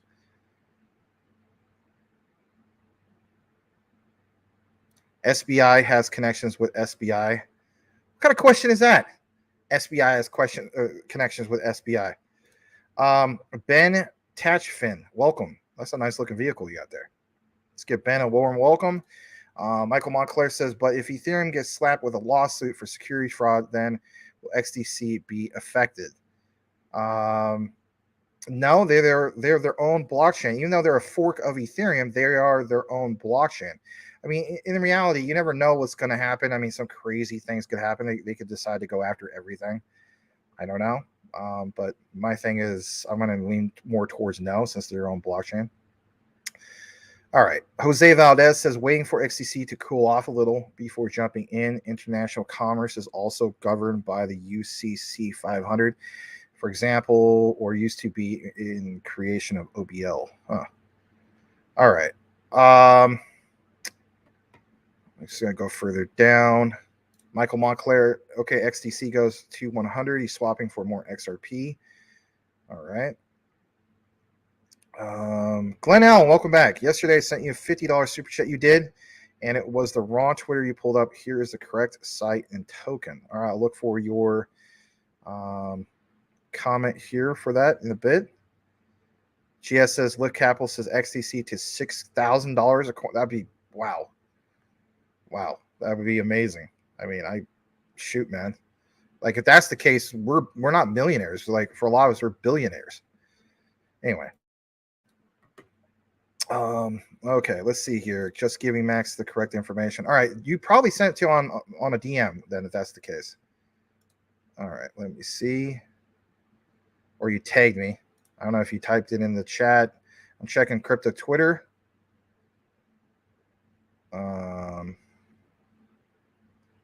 Don't see anything yet.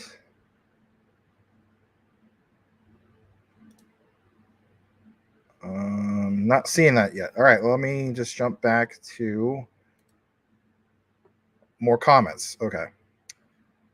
All right. But I swear, Glenn will try to pull it up as soon as I see it. My orb, 69 viewers. Nobody leave. Nobody join. All right. Bottom line is you got some XD. Get some XDC and hold. Yeah, I agree on that one. All right.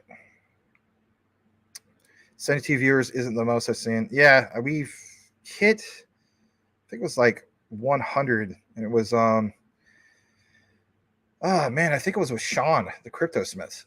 It was a utility talk now, or it was March 20th with the whole thing on ISO 222. We had a big turnout for that too. So it's not quite the most, but I mean, you know, I'm not complaining about it. Do appreciate you guys. All right. Yeah, we all want EVA for sure. Crap, I didn't pay attention to XSP. Double zeros now. Well, you know what? Maybe we can pull up XSP real quick. XSP, you know me. XSP. Yeah, it's still doing things, guys. Look at this. Up 5% on the 1 hour. 24 hours, I mean, not so great, but that 1 hour, I mean, you get some momentum on that. Not too bad. You know? Let's pull this up real quick. Let's see. Let's do the all-time. 31% down all-time, but the point is, hold on, 24% up in the year. All right, let's pull up some other ones real quick, just real quick. I know that we're trying to get to some of your guys' info, and I swear I'll get to you real quick, Glenn. I'm just trying to make sure I didn't miss anything. What the heck is this real quick? Oh, here it is. Here it is. All-time highs was 0.0148. All-time lows was 0.002608, which was on April 26, 2023, not that long ago. So people who actually loaded up on XSP during that time, I mean, for you guys, if you did that, that was at 3 zeros and a 2. We're currently at 2 zeros and a 1. So you at least seen 1 0 burn. And that isn't too shabby. I mean, reality, you know, that's just one way of looking at it. I mean, all-time high is 0.01. You don't want to buy it on the all-time high, right? So anyway, that's what's going on with that. I'm going to jump back to the KuCoin chart, and then I'm going to look for Glenn's comment. I'm going to read Brian Riley's real quick. Oh, you saw it? Very cool. I know what you're talking about. Boom. Yeah, we'll make that happen, man. That'll be very cool. Looking forward to it, my friend. Awesome. All right. George Ibrahim. Hopefully I'm pronouncing that right. And I always see you in the comments of the recorded. So glad you got a massive bag of XTC. Awesome. All right. I am trying to see if I see his comment, but I don't see it. Let me just hold on. Let me highlight one of you guys' other comments because I don't want to skip over everything.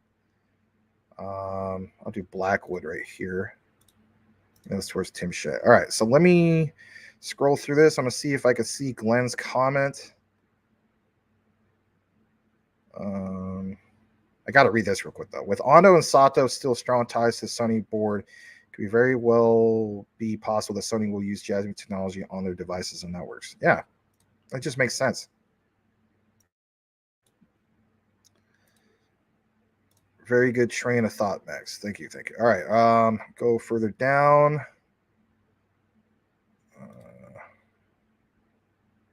Brian is a golfer. He loves hitting balls. The hell?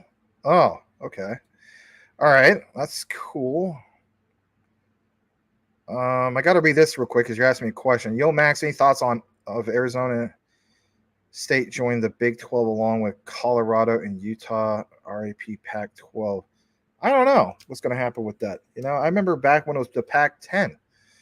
You know, and of course they expanded Pac-12. I don't know. I don't have thoughts on that. I have to look more into that.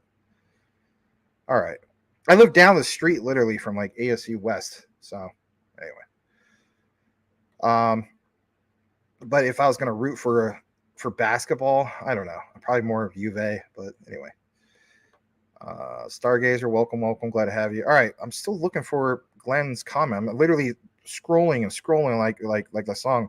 Keep on scrolling, rawhide, right? You know, it's not scrolling. You get what I'm saying. Sorry if I missed you guys some of your key comments. I just, you know. All right. I guess I'll read this real quick since I'm on the way down. Why do you think XTC will outperform VeChain? VeChain has a very big presence in the same space that XDC is wanting to penetrate. You must have had a conversation with somebody else in that regard. All right. April Cornwall, welcome, welcome. Glad to have you here. Yeah, I only know a few words. All right. Where is Glenn's comment, man? I don't see nothing. I went through all of it. I even went on crypto Twitter. I'm going to double check Twitter. I mean, I'm trying. Did you send me a DM? I don't see the DM. I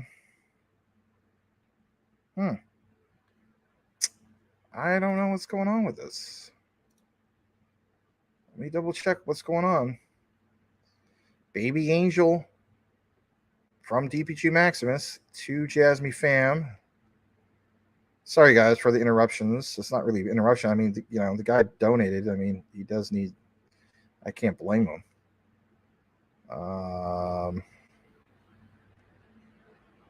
You're gonna have to shoot me a DM, my friend. Shoot me a DM or tag me.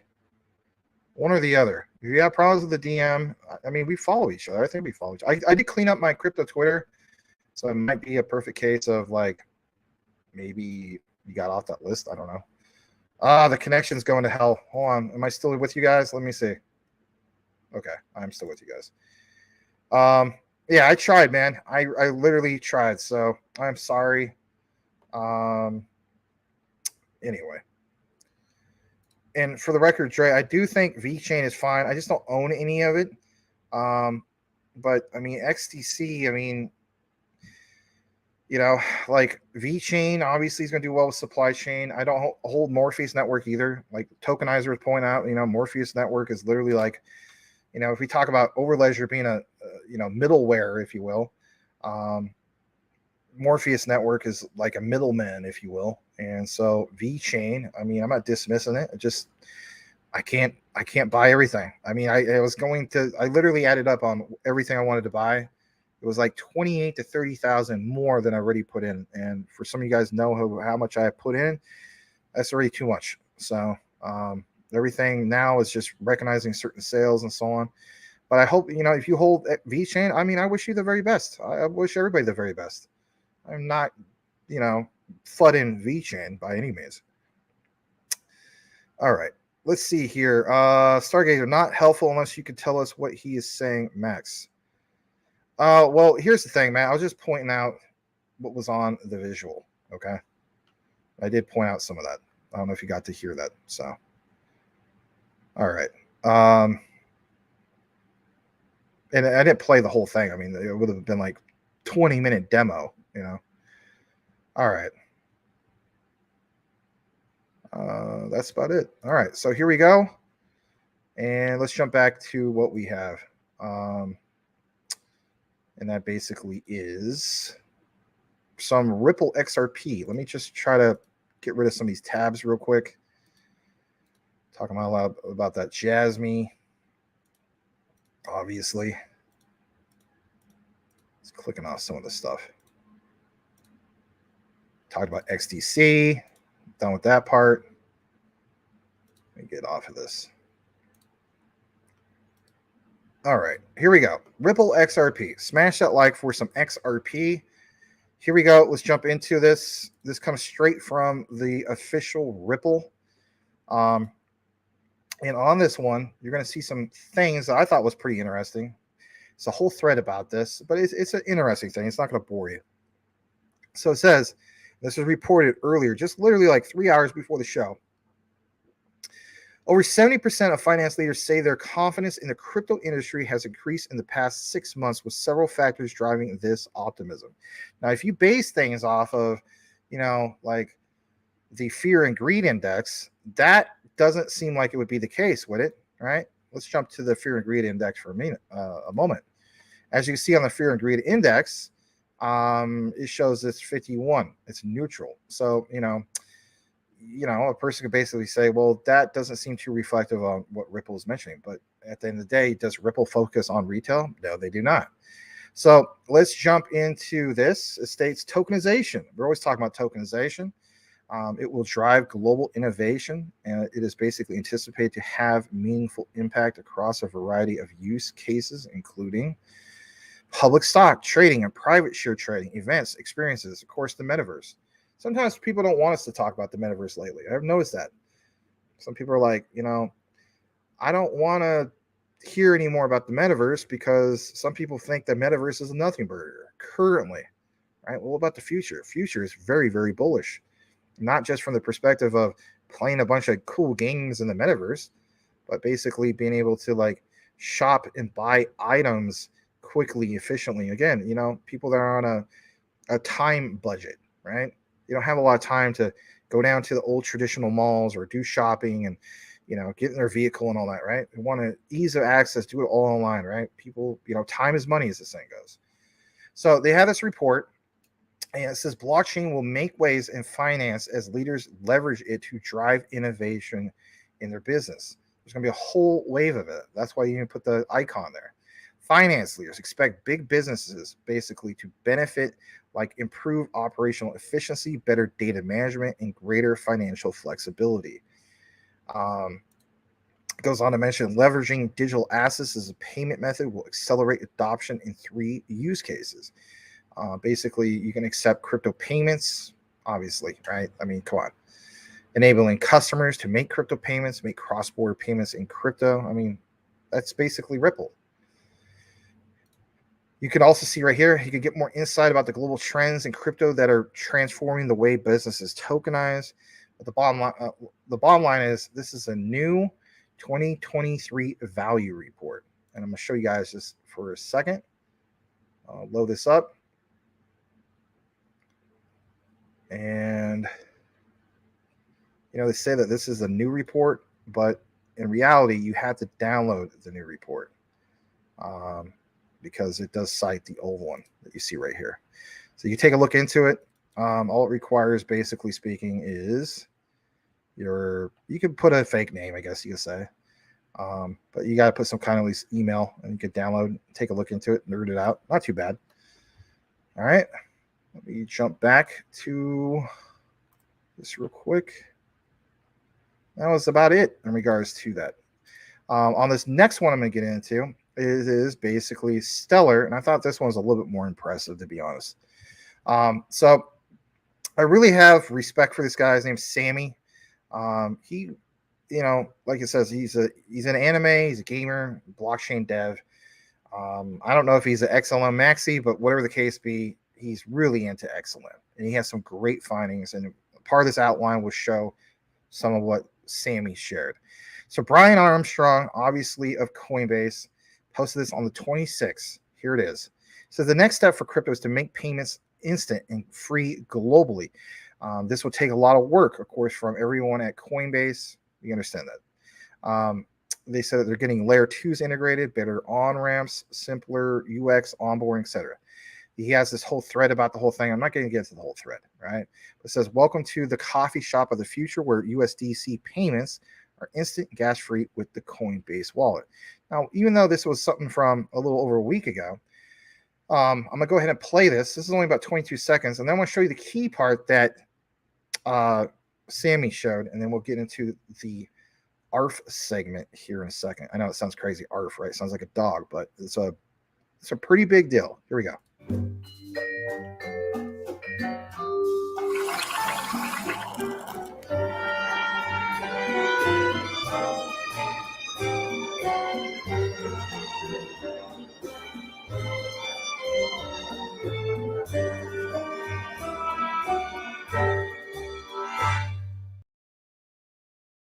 Okay.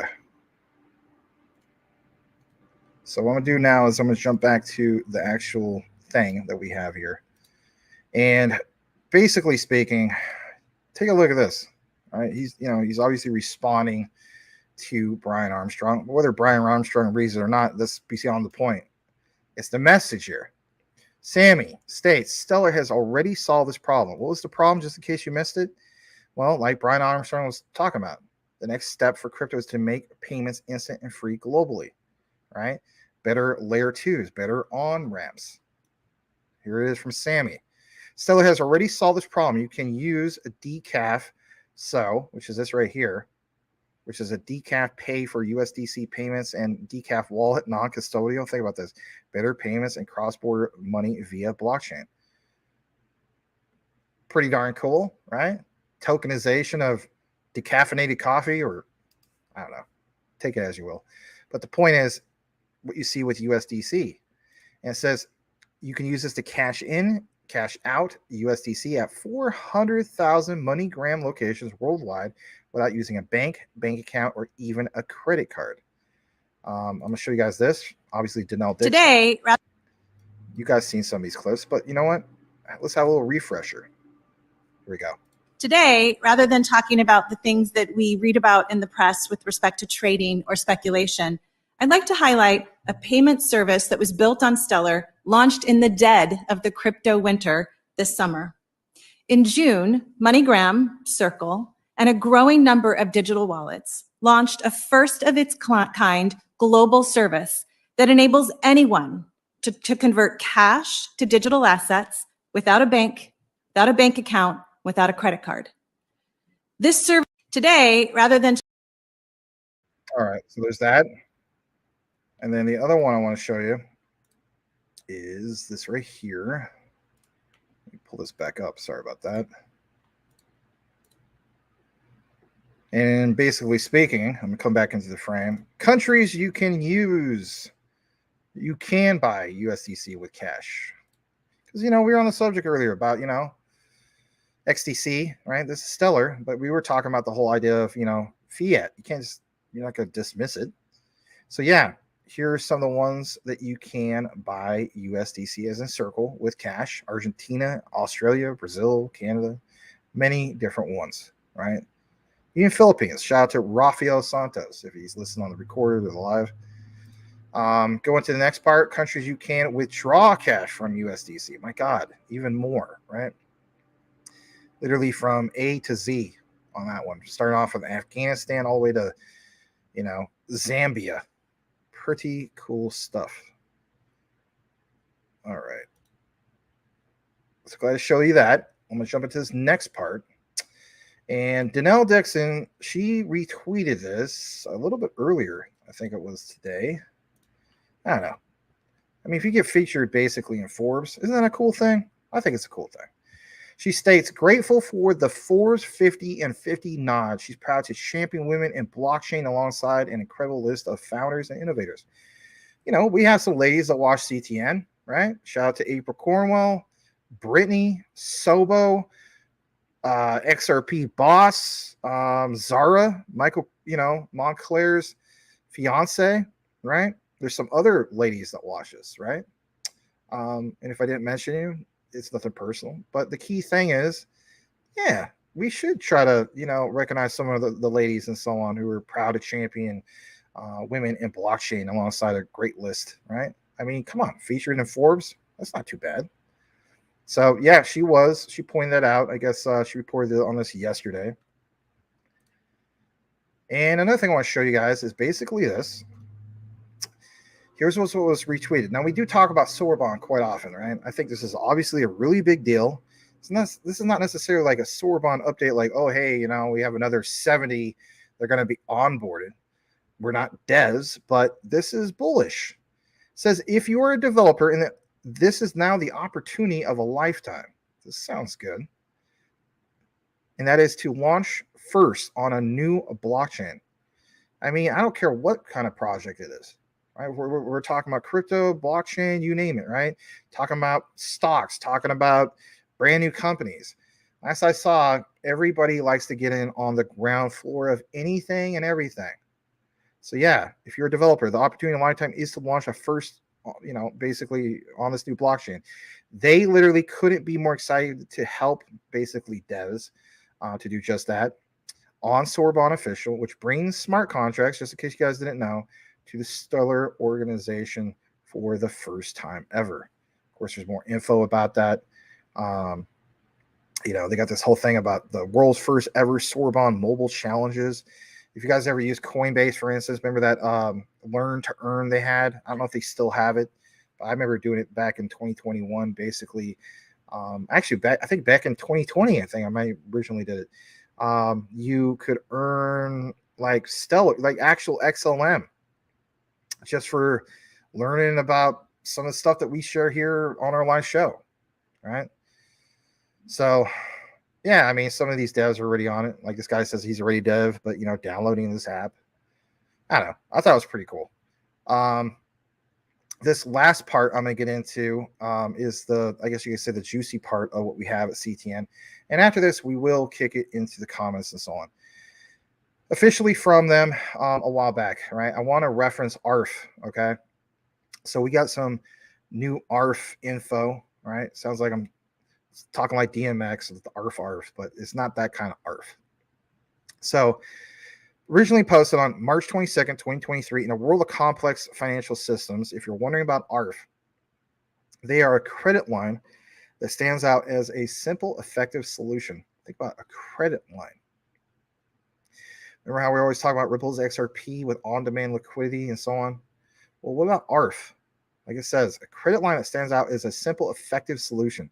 There's no pre-funding, no additional collateral, just same-day settlements and unlocked capital. Huh. That's interesting. I talked about Clearpool before, right? Capital markets lending platform, right? For DeFi, the tokenization of DeFi lending. I'm always interested in things like that because I'm an entrepreneur. And there was a time period that I needed to raise a tremendous amount of capital for to start a new business. But that was 2015. And now I'm in a different situation now. Back on March 21st, they said that they're happy to announce this. They, of course, them as an ARF teamed up with Stellar to solve the liquidity constraints in cross-border payments by offering the world's first unsecured, short-term USDC-based working capital financing solution. Now, I'm going to get more into this, but basically speaking, is ARF yet now a second platform other than Axios that provides Stellar's take on an on-demand liquidity solution, like their ODL solution? I think it's always worth pointing out, right? If you're providing smart contracts, which they are, right, with Sporbon, and also two forms of ODL, like their version of ODL, does that not sound impressive? And even these guys, Sammy's even in there. This guy says, his name is Juju. Like, sounds like on-demand liquidity. It sure as the heck does sound like on-demand liquidity, but Stellar's version of it. Sam, this guy's like ODL. He states a better one. I don't know necessarily it's the better one, but I'm glad that I hold both Stellar and Ripple's XRP. Let's jump into this. And if anything, this was reported probably about 7 days ago. I've been meaning to get into this, but I'm gonna give you a little background on this. 7 days ago, there was this episode. It's called Tech Talks with Tomer. These are good ones, right? That they share every once in a while. In this particular episode, Tech Talks with Tomer, Kazim Ozyilmaz is the co-founder at ARF. And, he takes you on a captivating journey. We're not going to get into the whole thing because it's too long. But in regards to the crossroads of traditional finance and blockchain, remember we're always talking about those on-ramps, right? So ARF is a Swiss-regulated global settlement banking platform. Man, that sounds impressive. They use Stellar to offer short-term liquidity and bank-to-bank financing. Bank-to-bank financing. Remember all the talks for over, a couple years or more? Every time, at every single chance, people will say, well, if you hold Ripple's XRP, that is what? The bank-to-bank, right? But if you hold Stellar, that's more of, the retail side of things. Well, this does seem like I think these guys are right. This might be another ODL solution. Now this would be the second one. Will there be a third? I don't know. I haven't seen that. But I want to share this with you guys because like it says, this guy Kazim is going to discuss ARF's pivotal role as a meta anchor, facilitating smooth cross-border transfers for multiple financial institutions. So yeah, you definitely, I think we do need to stop dismissing Stellar and stop saying that they're only for the, for retail cross-border payments and so on. Because literally it mentions for multiple financial institutions, and they have plans to integrate with DeFi platforms on the horizon. I'm glad I hold Stellar. And I think a lot of you guys are glad you hold Stellar too. Let's go ahead and play this. Please smash the like. We'll play a decent amount of this. I don't know exactly like what area we're going to stop. I seen most of this. I didn't see the tail end. But nonetheless, please smash the like. Here we go. Hey everyone, and welcome to another episode of Tech Talks with Tomer. I'm Tomer, VP of Product at the Stellar Development Foundation, and today I have with me Kazim Uzimas, founder of ARF.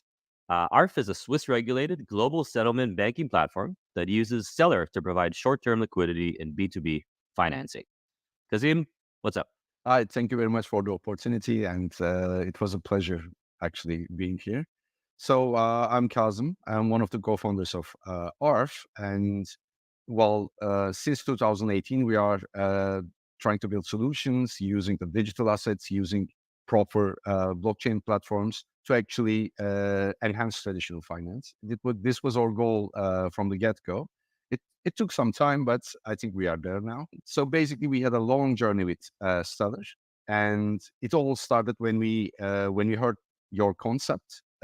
Initially, it started when we heard about your collaboration with IBM and this new approach to SWIFT and global settlements. Basically, we were very interested at that time, and we started studying, understanding the concepts, and learned about your open protocols, SEP31, and all these protocols. And then we basically approached you and tried to be an anchor at that time. And ARF was trying to build its own network at that time. And so it was an interesting concept. There are two networks. Stellar already has anchors. There's already working rails, stable coins issued on Stellar. And we were just building this. And we discussed about the concept of being a meta anchor, an anchor that is able to actually route a lot of payments. So this was our start. So there's a lot to unpack here. And maybe we can start by your personal journey. Like, how did you end up in payments? Because I saw that you have some background and you have a PhD in computer science. You worked on Bitcoin scaling on IoT devices. How do payments fit in? Initially, it started I worked extensively in embedded software design and development. So this is my background initially. And my focus was there, hence IoT, basically. This is what I do, what I learned, what I'm trained for. I worked for Siemens in Germany for some time, developing the core PLC technologies, etc. But at one point, I was mainly developing software for IPTV devices. In 2012, basically, I decided that, okay, I have to build a company and just dive into this journey, become an entrepreneur. And I got a service in mind, and I launched my startup. Basically, the next 4 years was not pleasant. As an engineer, becoming an entrepreneur is a tough thing. So I learned it the hard way, and I transformed my business in this 4 years into a consultancy business. So I provided software services, write some code, etc. But I returned back to academia to start my PhD studies in 2016. And at that time, blockchain is the subject, right? So I know embedded systems. I learned about blockchain. I learned about consensus protocols, how all these things work, etc. And I decided, okay, this can be used in my world, in embedded world. And in the next 1-2 years, blockchain became my world. So embedded is just drifting away. And I decided to drop all my consultancy business and everything and dive into blockchain. And at that time, I started to work with companies from Singapore, Hong Kong, even Chinese. So very diverse people. And I worked on a lot of projects. So this is how I dived into blockchain. In 2018, we started ARF. So let's go deeper into ARF. I heard you describe this as a meta anchor. So for our listeners, anchors are what in the Stellar ecosystem is what we call these interoperable on and off ramps. What does it mean to be a meta anchor? So we were trying to serve a lot of financial institutions at that time. So every financial institutions became an anchor in Stellar Network, and we were providing services of complete packages, software, very basic APIs without a hassle, basically. So we called ourselves a meta anchor, and we will be able to serve multiple financial institutions and connecting them to Stellar Network. So this was our initial start. And we developed this concept, well, APIs and everything, and onboarded clients, onboarded financial institutions. And from the time to time, we are trying to build that network. And you of all people, you know how tough it is, right? So onboarding financial institutions, TradFi institutions to this new kind of settlement networks. So there is this compliance department, there is this operations department. So there is how are we going to do the stablecoin thing? So there are a lot of questions, obviously. And we were, well, wrestling with that concept. And one day we saw that, okay, Stellar is allocating a certain amount of sum to actually enhance cross-border transfers by providing credit lines, etc. So Stellar is working on the concept, trying to understand and enhance, remove all these frictions. And we told ourselves that it's a good idea. And there are a lot of ways to do it. And we developed on this concept. We already integrated SEP31, which is the open protocol that Stellar developed for cross-border settlements. So we know that, okay, we can even credit per transaction. We can do that. And we built out this concept. And we transformed, instead of doing payment operations, instead of doing all these settlements via APIs, etc., we shift our focus to becoming the treasury enhancer, basically, providing liquidity, but very short term, even for a single transaction. So ARF dived into a new space. So this is a new thing, because if a financial institution tried to borrow USD, for example, Tomar, you know better than me, but there is this sending duration and there is this repayment duration. And even if you don't do anything, it's going to take 5 to 6 days minimum to get paid back, basically. But ARF, it's 1 to 5 days to do the whole thing, basically. So by utilizing these new kind of digital assets, we will be able to provide a service that has not been there before. And you mentioned SEP31, which is Stellar's cross-border payments open specification. SEPs are standard ecosystem proposals, and there are ways for people to define ways to interact with the Stellar network. And so we have a bunch of these, especially around cross-border payments. I am curious, you've integrated with a lot of different networks, a lot of different financial institutions. What is, what are the challenges there, and what's the difference in experience between, different networks and different financial institutions? Well, from the conceptual point of view, the biggest struggle was approaching things from a network angle and approaching things from a basically working capital provider angle. So these are two separate things, which makes a lot of difference, basically. So especially on the decision maker side, this is a very straightforward thing. And when you provide liquidity, the systems are aligned to open doors for you, basically. Obviously, being in that role has its own challenges, like getting facility, etc. So we are looking to a new kind of financing model for licensed financial institutions. So what are the risks? How are we going to operate? What is the technical infrastructure? For example, Stellar USDC provides the perfect infrastructure for that, right? The settlement time is minimum.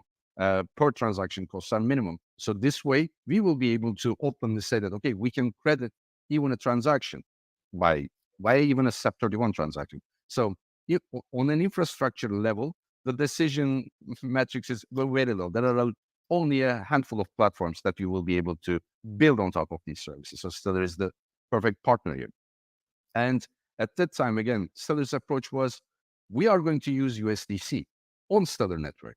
You guys designed the protocols, and you know that licensed financial institutions settle among each other with USD. So that's having this initial facility or initial liquidity as USDC, again, is a very nice concept that made our lives much more easier in the end. So we have similar companies, right, providing liquidity to cross-border transfers, but they're native token, for example. Which leads to my next question. I think you mentioned IBM WorldWire being the thing that attracted you to Stellar. So we're talking about probably late 2017, early 2018 here. Yeah. It's All right. On that one at the end is basically like him sharing, how he became attracted to what Stellar has to offer. My key takeaway basically is this. I guess you could say, for the most part, I see where Sammy, some other people are coming from in regards to this is like a second ODL, if you will, solution from Stellar. In regards to ARF, I look at more of not necessarily like a true ODL compared to Axios. I think Axios is more that traditional ODL approach if you want to compare it to Ripple's XRP.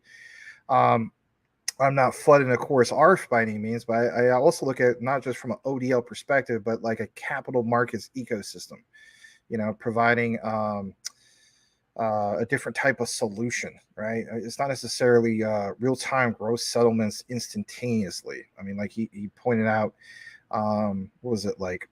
The traditional method is like one or as much as 7 days. With them, it's 1 to 5 days. So, I mean, you got to take that into account. But at the end of the day, another one that technically you could say, hey, look at Stellar. Here's another one that, add to this whole mix of what they got going on. It's very, very impressive. And I don't know. I mean, do we see a third one? Who knows? But ARF is interesting, and glad to share this with you guys. I have shared this with you before in the past, but I saw that was like one of the most recent ones from the Stellar Development Foundation, and more than glad to share it with each and every one of you guys. So please smash that like if you haven't done so already. And of course, that will conclude our Stellar coverage for tonight. I'm going to jump back into the comments, see what else you guys got. Thank you again for being here. Currently speaking, we have 78 likes. I'm going to turn on some banners again, just for like brand awareness and so on. I always take that off if it's a video and it covers up like some of the things you're saying and so on. So what's the other one I usually put on? There we go. All right. So we have on the next bit of comments. A super chat. I'm so sorry. 759. My God. 279 super chat from Dingy. Thank you so much. She says, have a coffee. Oh, yeah. Reference to we shared earlier on the Stellar segment. Thank you for that. But yes, thank you so much again for the super chat, man. I always appreciate it. GG says you can already use your Coinbase debit card for purchases with no fees. Everybody's kind of sharing this info. Then G says, came here to say hello, going to sleep, LOL, waking up at 5. Oh, God. All right, yeah. Well, thank you for showing up, Dingy, and sorry I didn't get your super chat while you're still here. All right. Blackwood says he has a Coinbase card and have XLM rewards. That's cool. Yeah, much love to you back, man. All right. Let's see what else we got here. Cappuccino special. Yeah, but you don't want to be old wired, right? GG, Daniel D, and Algo, Stacy W both got recognized on the 50 Forbes list. Also, okay, that's cool. I mean, again, another one that Algo's in my top 10. So, Cool Cat Crypto loves the big-breasted Danelle Dixon. Yeah, she's a pretty attractive lady. All right, Calvin, Hey, Org, and Blackwood. All right, here's a good one. GG, Coinbase still has it, but not the same as when you did it. You had to now connect. Oh, okay. Yeah, that isn't the same. It was a lot easier then, but yeah, times change. More hoops to jump through, but it's not that big of a deal.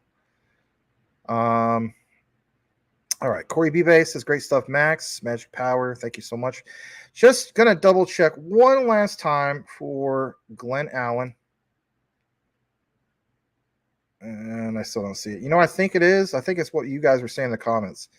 Basically speaking, yeah, if you drop a link, I don't think it's going to show it. Like it's considered, YouTube looks at it as spam and so on. So, Glenn Allen, if you're still listening, you can send me a DM.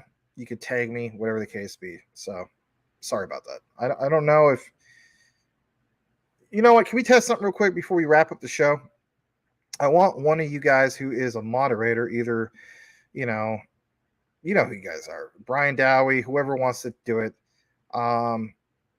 Drop me a link, okay? A link, as just obviously to something that's okay. We don't want to get banned. Like you sent me a link to double D Inu or something, you know, and it's just like, I mean, although that sounds kind of cool, but you know, something which is not going to get us flagged. Okay. Yeah, just drop it in there, in, you know, an actual URL. Okay. As a moderator, not a person that's not excuse me, a non-moderator. And I just want to see if it even filters it for you guys, because that'd be weird. Because that would tell me basically that I'm the only one who could share links, which is ridiculous. Just want to see what's going on with that. While you guys are doing that, I am going to. Okay, you got one. Okay, so then that comes up. Okay, so I think it's just simply moderators. That makes sense because he wasn't a moderator. So, And I'm gonna pull up on the other screen. Maybe this is a cool video. Maybe we can share this.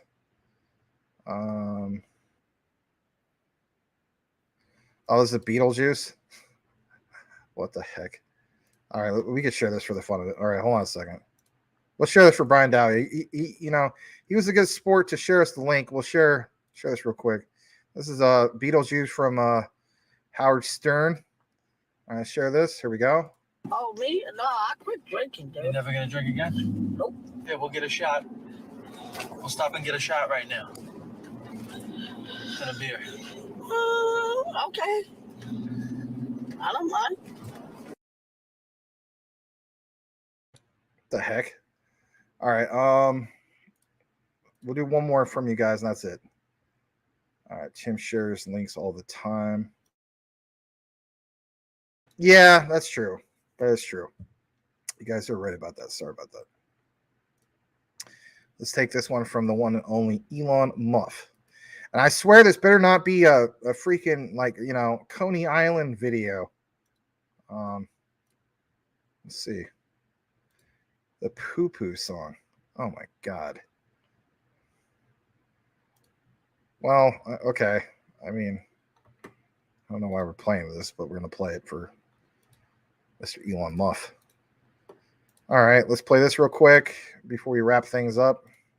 Jeez. Tony, Oh, hold on. Tony. Mom, I need to pee. Do you need my help, sweetie? I can do it by myself. When you need to pee, pee. When you need to pee, pee. Go to the bathroom. That's enough of that. What the hell, man? I knew it was going to be something like that. I knew it was going to be like either like a freaking Coney Island or, you know, Crypto Cook or whatever the heck his name is. And, oh, jeez. I knew I should have like reviewed that before. Yeah, just like done with that. We just had a drop off right there. My God. What the heck, man? Oh my goodness. All right. So yeah, that's obviously what's going on with that. Jeez. Oh man. All right, let me check this watch list real quick before we wrap it up, and then we're gonna wrap it up. Well, can we point this out real quick before we end the show? Let's share this. You remember all the FUD going on with Hex? Right? Why is Hex up, or pulse chain, 32%, 8.23% on the 1 hour? Regular Hex, 11.67%. Let's see what's going on with, you know, classic Hex. I shouldn't call it classic. Are they moving liquidity around? Let's see. Nope. That looks like a natural chart, does it not? I don't see anything where liquidity is being moved around. That's interesting. All right. And then on the other one, there's Pulse Chain, 32% up, 8.23% on the 1 hour. That also looks like what? A normal chart. So, but this guy says, Pulse Chain, the ish coin has pumped today and wait for crashing tomorrow. I don't know. I'm not invested into it, but you never know what's going on, right? Never know. All right. I'm going to close out some of these tabs. I wonder if I had anything else I was going to share from you guys. Just double check.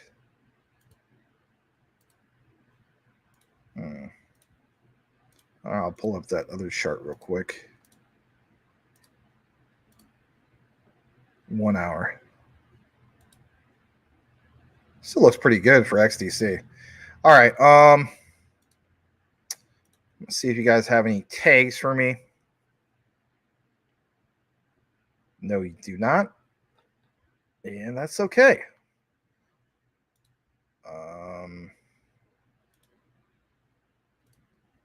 All right. Well, guys, that is a show. I'll read the last bit of the comments that we have here.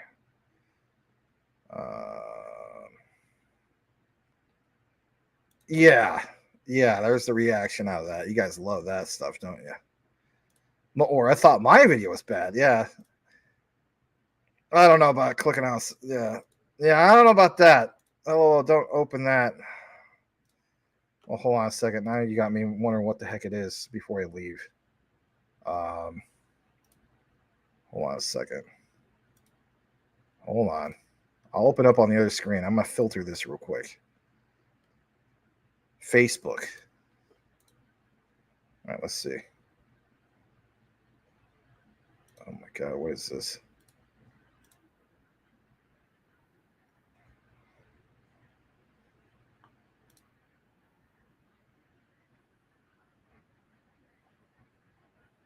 Oh my God, yeah, I can't play that. Like, shoot, man. Like, God, probably get banned. Yeah, I'm definitely not open. All right. Your old school Casper head. Have a lovely night. Later, guys. No LOL. Yeah, I'm definitely not going to open that. All right. Have a good one, everybody. It was a good show. We'll be back here for TGIF. Thank God it's Friday with Max. 9 p.m. Eastern, 6 p.m. Pacific. But with that said, thank you again, guys, and we'll catch you later. Sayonara. All right. Rice Crop Consortium.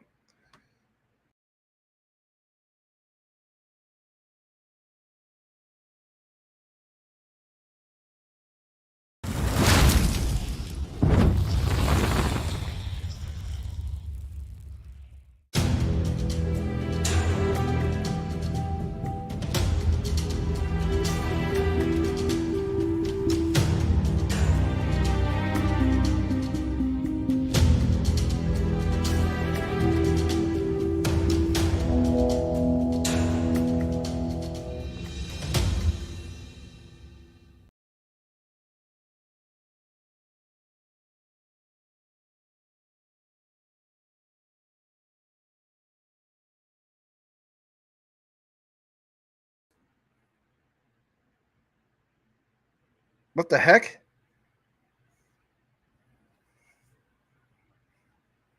You guys are still here?